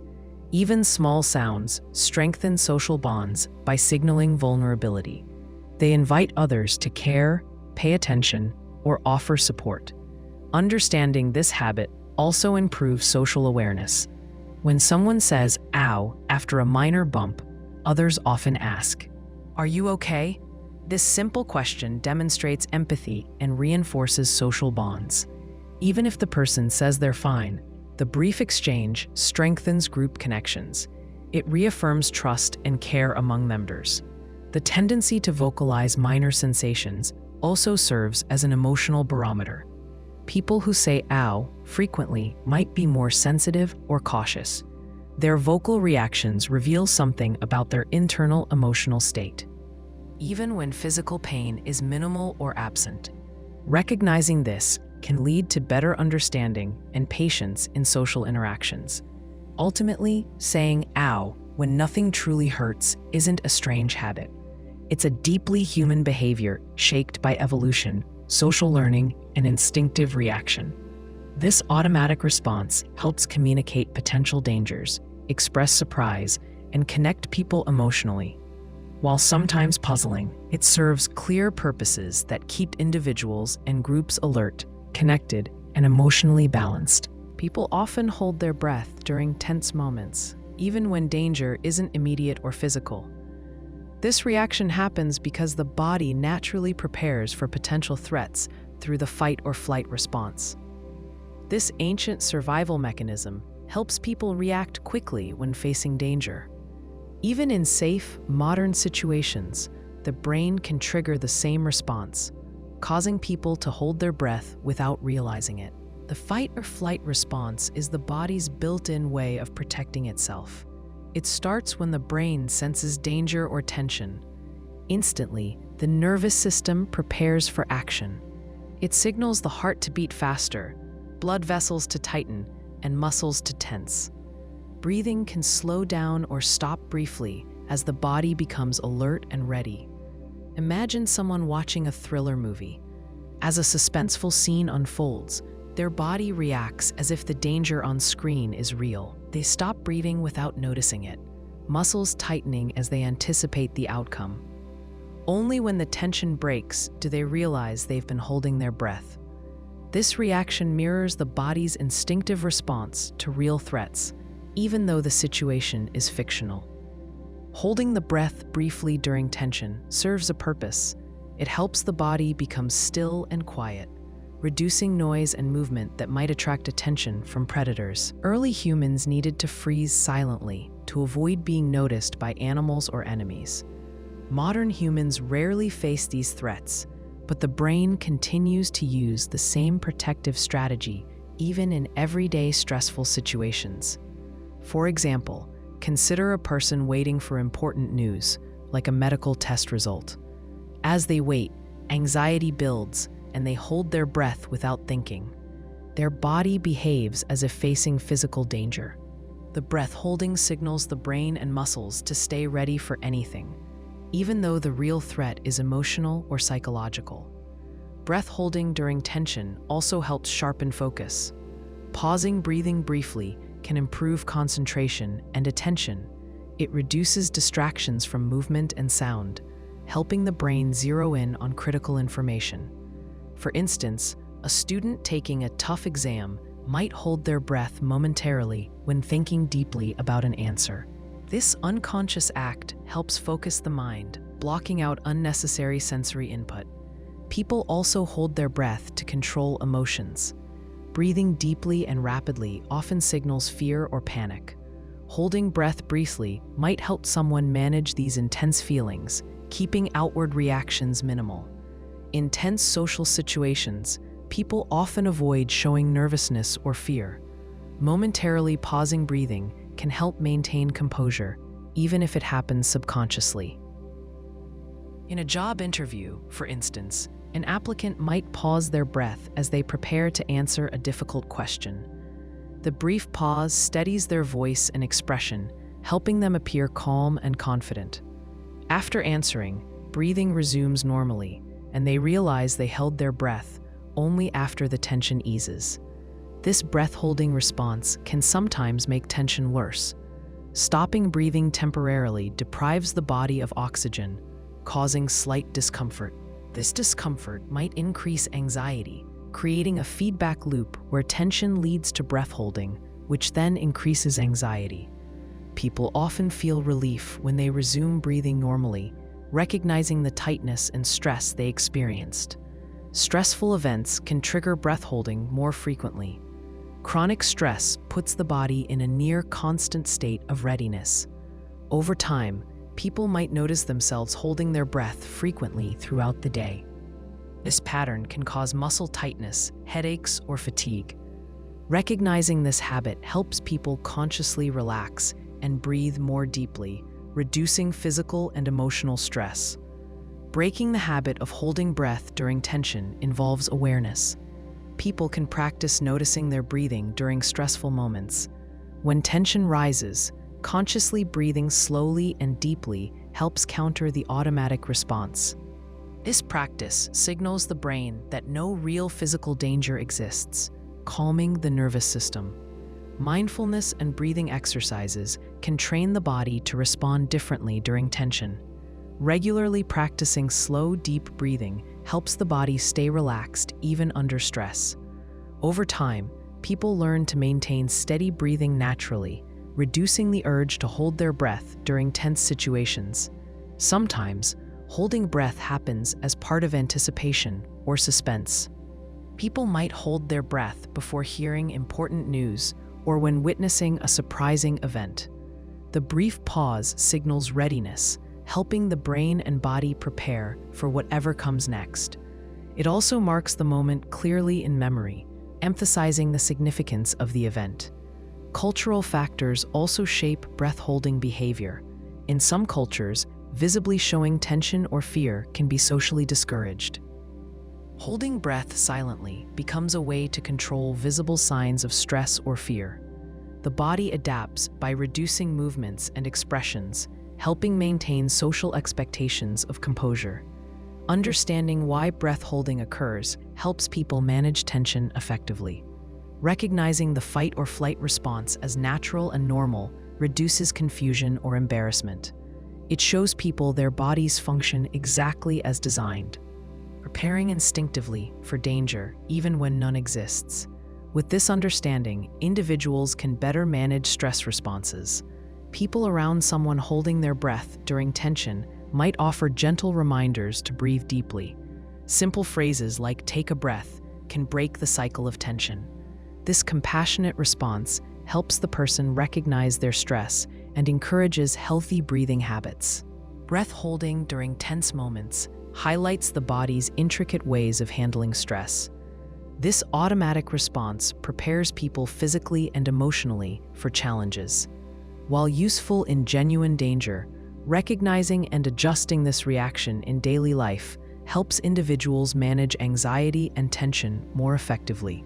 It illustrates the body's ancient wisdom in preparing for threats and the importance of mindful breathing in managing modern stress. People often feel embarrassed for someone else, even if they're not directly involved. This emotion, commonly called cringe, happens because of empathetic distress.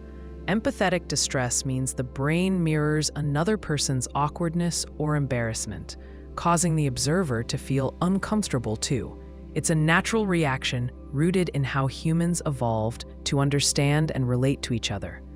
Empathy is the ability to understand and share another person's emotions. Humans are naturally empathetic because connecting with others was essential for survival. Early humans lived in groups and depended on each other to stay safe and thrive. Feeling empathy helped them build strong relationships, creating trust and cooperation within their groups. One important part of empathy is emotional mirroring. Emotional mirroring happens when the brain mimics the emotions it observes in others. Mirror neurons, special brain cells, activate both when someone experiences an emotion and when they see another person experience that emotion.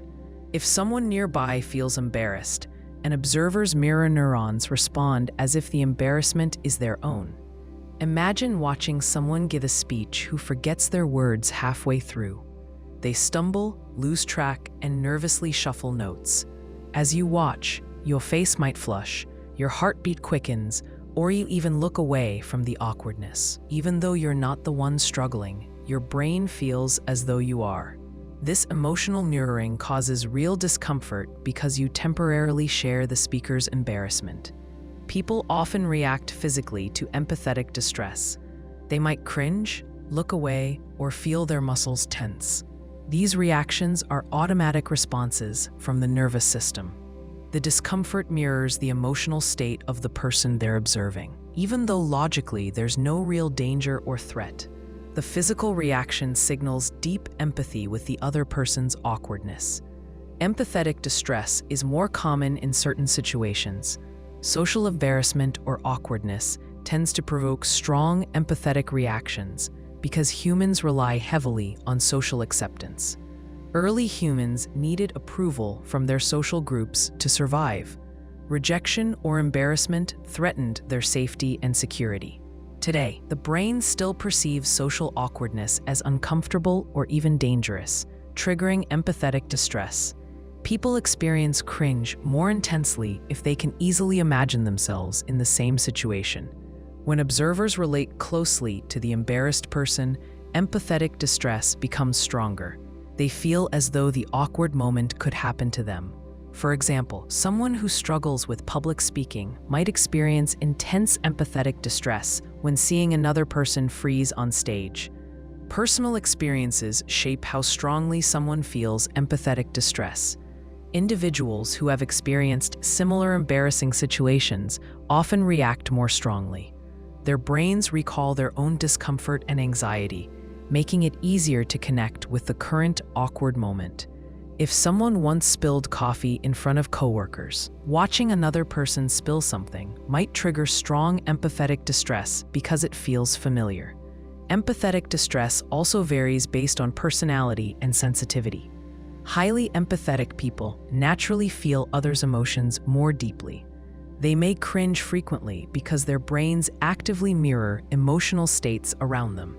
People who are less empathetic might still notice awkwardness, but not experience significant discomfort. Their brains don't mirror the embarrassment as intensely. Cultural factors influence empathetic distress as well. Different cultures have varying ideas of what's embarrassing or socially acceptable. A situation causing deep embarrassment in one culture might seem minor elsewhere. For example, making a small mistake in a formal event could cause empathetic distress in cultures that highly value social perfection. In more relaxed cultures, observers might not feel uncomfortable at all.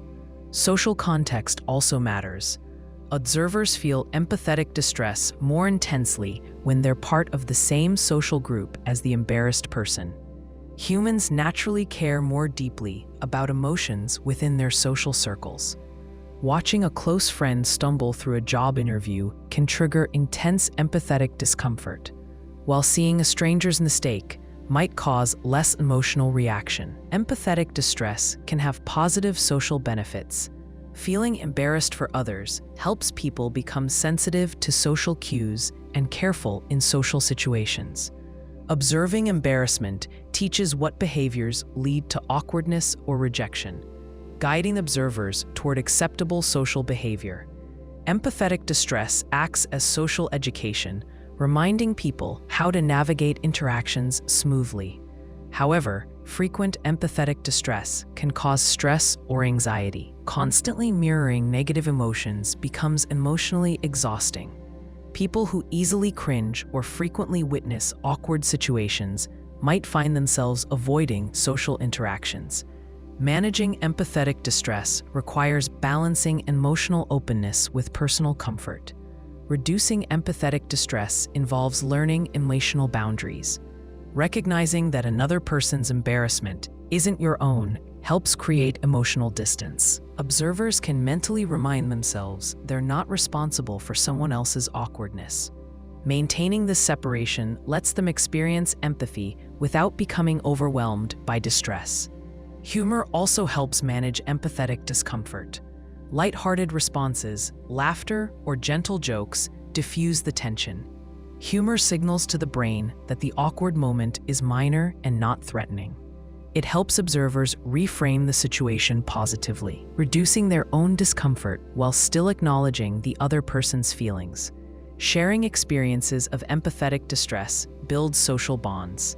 People often discuss embarrassing moments or cringe situations with friends or family. These conversations reassure everyone involved that embarrassment is universal and normal. Sharing cringeworthy moments reduces shame and fosters connections between people. Empathetic distress highlights the deep emotional connections humans share. It demonstrates the brain's remarkable ability to mirror feelings, allowing people to experience genuine emotional responses to others' experiences. Understanding empathetic distress helps people manage their reactions and use empathy constructively. While uncomfortable, empathetic distress shows how powerfully connected humans are, reinforcing emotional bonds essential to social life. People sometimes laugh when they see someone fall down or trip, even if they immediately feel concerned afterward. This reaction can seem strange or insensitive, but it happens because of how the brain responds to unexpected events. Laughter in these moments is often a mix of relief, surprise, and social bonding, rather than actual amusement at someone else's misfortune. When people witness someone falling, the first reaction is often shock. The brain quickly assesses if the situation poses a real threat. Once it realizes the person isn't seriously hurt, tension releases, causing laughter. This laughter expresses relief that nothing truly harmful happened, especially to oneself. It might seem odd, but it's a normal human reaction rooted in survival instincts. Imagine a group of friends walking together. Suddenly, one friend slips on ice and lands awkwardly, but isn't injured. Everyone watching might burst into laughter. Initially, this reaction seems cruel, but the laughter is really a way of releasing tension. The brain quickly moves from alarm, worrying someone might be hurt, to relief when realizing there's no serious injury. This swift emotional shift often results in laughter. Relief laughter stems from the body's stress response. When people sense danger, their bodies prepare to respond quickly, releasing stress hormones like adrenaline. If the perceived danger quickly turns out harmless, the built-up energy needs an outlet. Laughing provides a quick and easy way to release this tension. It's not laughter directed at someone's pain, but a natural reaction to the sudden change from alarm to safety. Social bonding also plays a significant role. Humans naturally bond through shared emotional experiences, especially those involving unexpected events. Witnessing someone fall together creates a shared moment of surprise or awkwardness. Laughing together reinforces group connections by signaling that everyone experienced the same sudden shock. It reminds everyone that they belong to the group and share common reactions. Consider colleagues in an office when one coworker trips slightly over a loose carpet edge. People nearby laugh softly, not because they enjoy the coworker's discomfort, but because the unexpected event caught everyone's attention simultaneously. The laughter reassures the group that the incident was minor and nobody is in real trouble. It confirms everybody's shared experience, strengthening social connections. Another reason for laughing at a fall involves incongruity. Incongruity happens when something unexpected or contradictory occurs. People generally expect others to remain balanced and upright. A sudden fall disrupts that expectation, surprising the brain. This unexpected disruption triggers laughter, even if it seems inappropriate. The humor doesn't come from someone's pain, but from the unexpectedness of the event itself. Young children demonstrate this clearly. When one child falls harmlessly while playing, other children nearby often laugh. They don't laugh from cruelty, but from genuine surprise and the sudden break in expected patterns. Their laughter signals they noticed the unexpected event and understand it as a temporary disruption, not serious harm. Laughter at falls can sometimes cause embarrassment or guilt. People laughing might quickly realize their reaction seems inappropriate. They may immediately apologize or check if the person who fell is okay. This shows they recognize the laughter came from surprise or relief, not genuine enjoyment of someone else's pain. Understanding this reduces feelings of guilt about reacting with laughter. Cultural norms also influence how acceptable laughing at falls might be. Some cultures openly use humor to defuse awkward situations, including minor accidents or mistakes. Laughing in these contexts signals to everyone that the event isn't serious or threatening. In other cultures, laughing at someone's misfortune might seem rude or disrespectful, prompting people to quickly suppress laughter, even if it naturally arises. Personality also influences reactions. People with high empathy often experience discomfort when seeing others fall and may avoid laughing. Those less sensitive to others' feelings or who enjoy slapstick comedy might laugh easily. Differences in individual sensitivity explain why some people laugh quickly at falls while others hold back. Physical distance from the person who fell matters as well. People laugh more readily when viewing minor falls from a distance, such as in online videos. The physical separation reduces feelings of immediate concern or empathy, making the humor of the unexpected event clearer. In contrast, seeing someone nearby fall often triggers instant concern, delaying or preventing laughter. Social familiarity affects laughter reactions too. Friends or family might laugh together at harmless falls because strong emotional bonds already exist. Laughing in these groups serves as reassurance and comfort. Among strangers, laughter might be less common because empathy or concern dominates initial reactions. People tend to suppress laughter until they confirm the fallen person isn't hurt. Awareness and intention matter greatly. Laughing involuntarily at someone's minor fall isn't intentionally hurtful. Understanding that laughter comes from relief and surprise helps observers manage their responses better.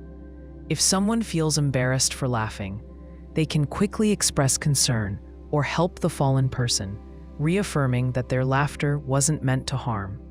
Humor from falls has a strong presence in entertainment. Comedy frequently uses slapstick, physical humor involving harmless accidents or falls, to trigger laughter. Audiences laugh because the events disrupt expectations, surprising the brain. Knowing the performers aren't really hurt lets viewers feel safe laughing freely, showing clearly how incongruity and relief underpin laughter in real life as well. In daily life, understanding why people laugh when someone falls can ease embarrassment or guilt. It clarifies that laughter often arises naturally, without ill intentions. Knowing laughter signals relief, surprise, and social bonding, rather than cruelty, encourages empathy and patience. It helps everyone respond compassionately, ensuring that awkward or unexpected moments strengthen connections rather than causing discomfort. You leave your house, lock the door, and head to your car. As you put the key in the ignition, a thought creeps in. You feel like you forgot something. You pause, trying to recall what it might be. You go over your checklist in your head: wallet, phone, keys, lunch. Everything is there. Still, the uneasy feeling lingers. It doesn't make sense, but it happens to nearly everyone. This sense that something is missing, even when nothing is, comes from a mismatch between routine and novelty. Your brain expects certain steps to feel familiar and predictable. When something changes, even slightly, it throws off your internal sense of completion. You start to doubt your memory, not because it failed, but because it can't align what you did with how you usually do it. The brain relies on patterns. When you follow the same morning routine every day, your mind builds a strong mental script. You brush your teeth, pack your bag, check your phone, grab your coat, and walk out the door. These actions become automatic. You perform them without needing to think much about them. The benefit is that it saves mental energy. The downside is that when the script doesn't play out exactly the same way, your brain notices. It throws up a warning, even if the difference is small. For example, imagine you usually take your lunch from the kitchen counter. One day, you packed it in your bag earlier than usual and left it by the door. Because you skipped the usual moment of grabbing it from the counter, your brain flags that absence. The familiar step didn't happen, so it tells you something is off. Even though your lunch is in your bag, the memory of the usual routine doesn't match today's version. That gap creates discomfort and leads to the false feeling that you forgot something. This conflict between expectation and experience creates a kind of cognitive dissonance. You know logically that you completed your tasks, but the way it felt doesn't match your normal memory pattern. Your brain reads that mismatch as a possible error. It doesn't confirm that something is wrong, it simply signals uncertainty. That's what produces the unsettled feeling. Stress can amplify this response. When you're in a rush or thinking about a meeting later in the day, your mind is less focused on the present. You might go through your usual routine on autopilot, but not fully register the steps. Later, when you try to recall what you did, the memories feel incomplete. That makes you question whether you actually packed what you needed or locked the door. In truth, you did everything as usual, but the stress disrupted your ability to record the experience clearly. This memory doubt is especially strong when transitioning between tasks. Moving from home to work, or from one part of your day to another, often causes the brain to do a quick mental check. It scans for anything out of place. If the handoff between routines isn't smooth, it can leave you with that nagging "did I forget something" feeling. It's a side effect of the brain trying to protect you from genuine mistakes. Think of a traveler heading to the airport. Before leaving, she goes over her list again and again. Passport, tickets, phone, charger. She checks her bag twice, yet as she steps into the taxi, she feels a stab of doubt. The feeling comes not from actual forgetfulness, but from the importance of the task. Her brain, aware of the stakes, double-checks everything through emotion, not logic. That emotional tension feels like memory failure, even though her bag is complete. Familiarity also plays a role. The more practiced a routine becomes, the less conscious attention it requires. This can make it hard to recall later. If you've driven the same route to work for years, you might arrive at your destination without remembering the drive. You know you made the turns, stopped at lights, and parked safely, but none of it stands out. The memory is there, just faint. In the same way, when you complete part of your routine, like turning off the stove, you may forget doing it because the act was so automatic. This creates a strange loop. The more reliable your habits, the less vivid the memories of them become. Your brain trusts the habit to run without problems, but when you try to recall specific details, you find little to latch onto. That lack of clear recall feels like forgetting, even when everything was done correctly. Changes in environment can trigger this too. If you're staying at a hotel or using someone else's kitchen, your routine breaks. Unfamiliar surroundings prevent your usual script from playing out smoothly. As a result, you're more likely to question whether you completed basic tasks. Did I unplug the iron? Did I leave my charger behind? The brain's mental map doesn't align with what you're used to, so it raises the alarm. Age and fatigue also play a role. As people get older or operate under sleep debt, their short-term memory becomes less sharp. This doesn't mean they forget more. It means their confidence in remembering decreases. The sensation of forgetting something becomes more frequent, even when actual mistakes don't increase. The brain becomes cautious, flagging possible errors more often. Technology has added a new layer. People now carry devices with many roles: communication, payment, navigation, scheduling. The phone has become a mental extension. Forgetting a phone feels like forgetting multiple things at once. Even if it's in your pocket, the urge to check again is strong. The more the brain relies on external tools, the more often it prompts a check for their presence. This uncertainty about memory isn't a flaw. It shows the brain's natural tendency to protect against risk. The system is built to signal doubt when there's any mismatch between routine and recall. That discomfort prompts a second look, a double check, a moment of caution. Most of the time, nothing is actually missing. It's just the brain doing its job, trying to keep you one step ahead of real mistakes. Someone sneezes in a quiet room, and almost without thinking, someone nearby says, "Bless you." The words come out instantly, often without any real thought. Even strangers say it to one another in elevators, grocery store lines, or waiting rooms. It's so common that the absence of it can feel rude or awkward. But this quick response didn't begin as a polite habit. It started with fear, superstition, and a need for protection in a world full of unknowns. Long ago, people believed sneezing could open the body to harm. In some cultures, a sneeze was thought to let out the soul or invite spirits inside. Others saw it as a sign of illness, a possible start to something worse. Saying "bless you" was a way to guard against what might come next. The blessing acted like a verbal shield, offering protection in case something dark or dangerous had been released or invited in. During the time of the bubonic plague, Pope Gregory I is said to have encouraged people to say "God bless you" after a sneeze. At the time, sneezing was one of the first signs of infection. The blessing wasn't just polite, it was a serious, spoken hope that the person would stay healthy. Saying it became a kind of prayer, a way of trying to hold off death in a time when medicine could do very little. Over time, the religious weight behind the phrase faded, but the habit stayed.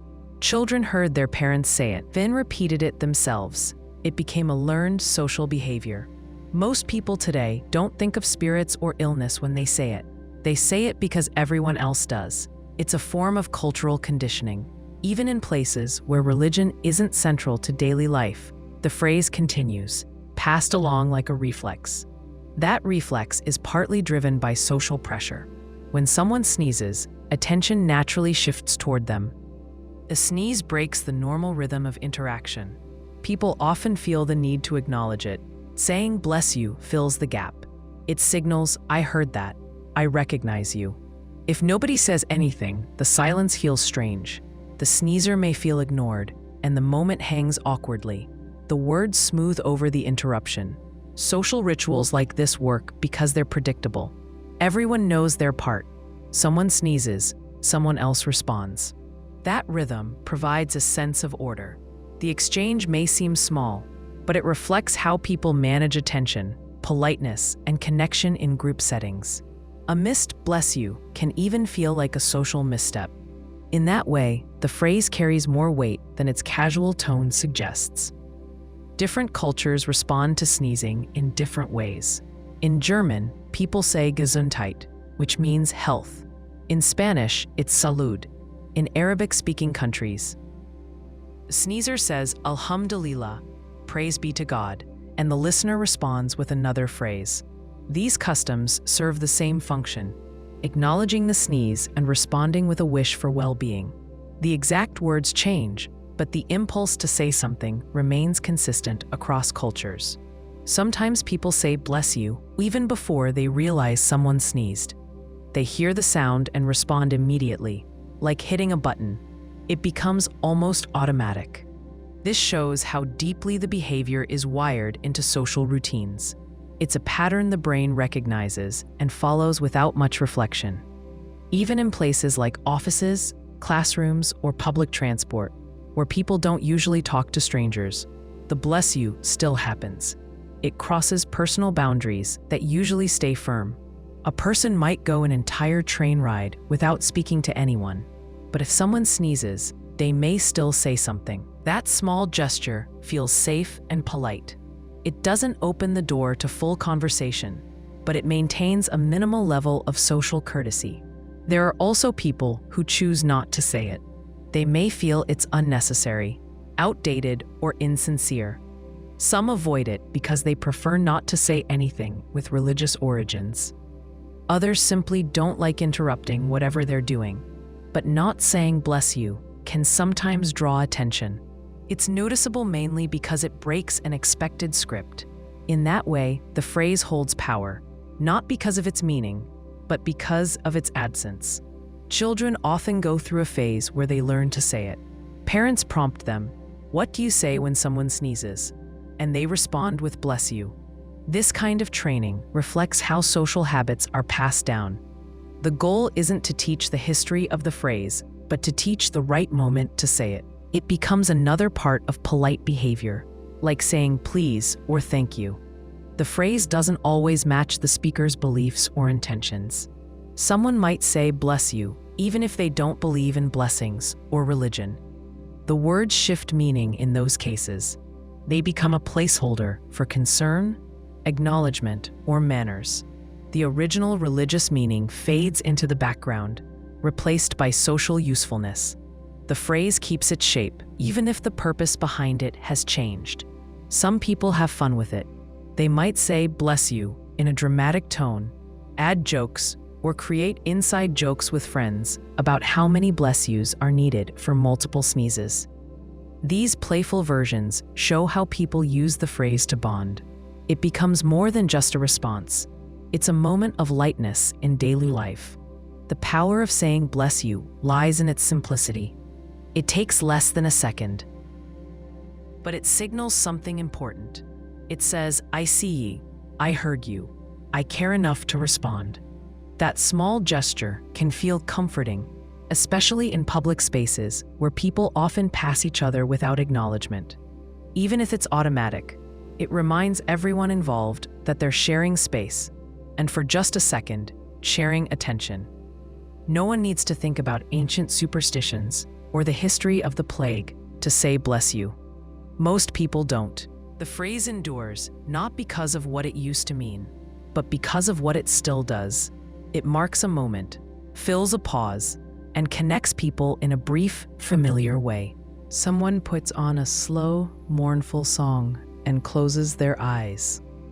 The lyrics are about heartbreak, loneliness, or grief. A soft piano carries the weight of every word. The room is quiet except for the music. Their chest feels heavy, but they don't turn it off. They listen closely, maybe even hit repeat. They're not trying to feel worse. Strangely, it feels right. The sadness in the song offers something they need, but can't explain easily. This is what makes sad music so powerful. It lets people feel, process, and release emotions that often stay hidden. Sad music gives people permission to sit with feelings they usually push aside. Daily life often demands emotional control. People are expected to stay upbeat, keep moving, and act as if everything's fine. Those expectations don't stop pain or sorrow from building up. When someone listens to a sad song, they enter a space where those feelings can come to the surface without fear of judgment. The music opens the door to emotion, and it keeps the door open long enough for the listener to feel what's been waiting underneath. Music shapes how the brain processes emotion.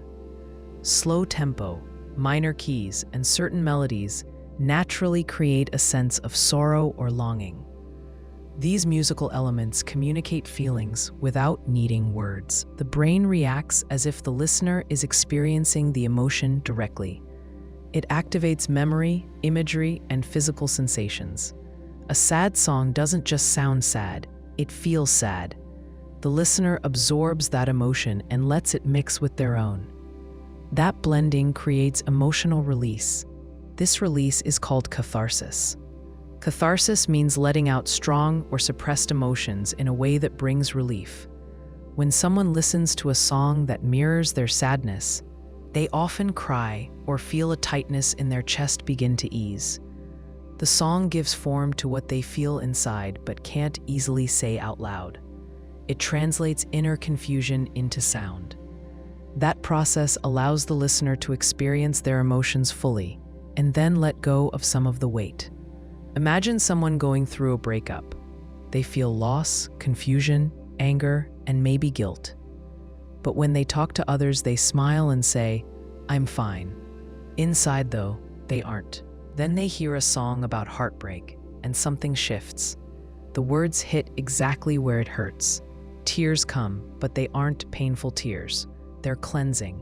The music reaches into the pain and helps move it somewhere outside the body. People often feel more connected when listening to sad music.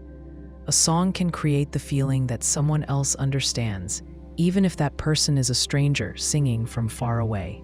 The lyrics and melody say, "You're not alone in this." That sense of shared experience brings comfort.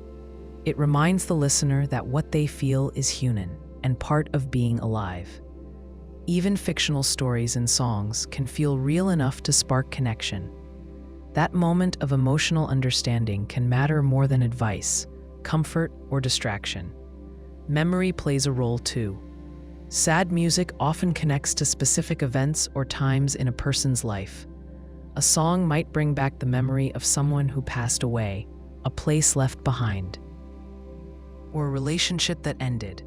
The song becomes a marker of that experience. Listening to it again helps revisit the feeling in a controlled way. The memory may still hurt, but the music frames it safely. The listener can touch the past without being overwhelmed.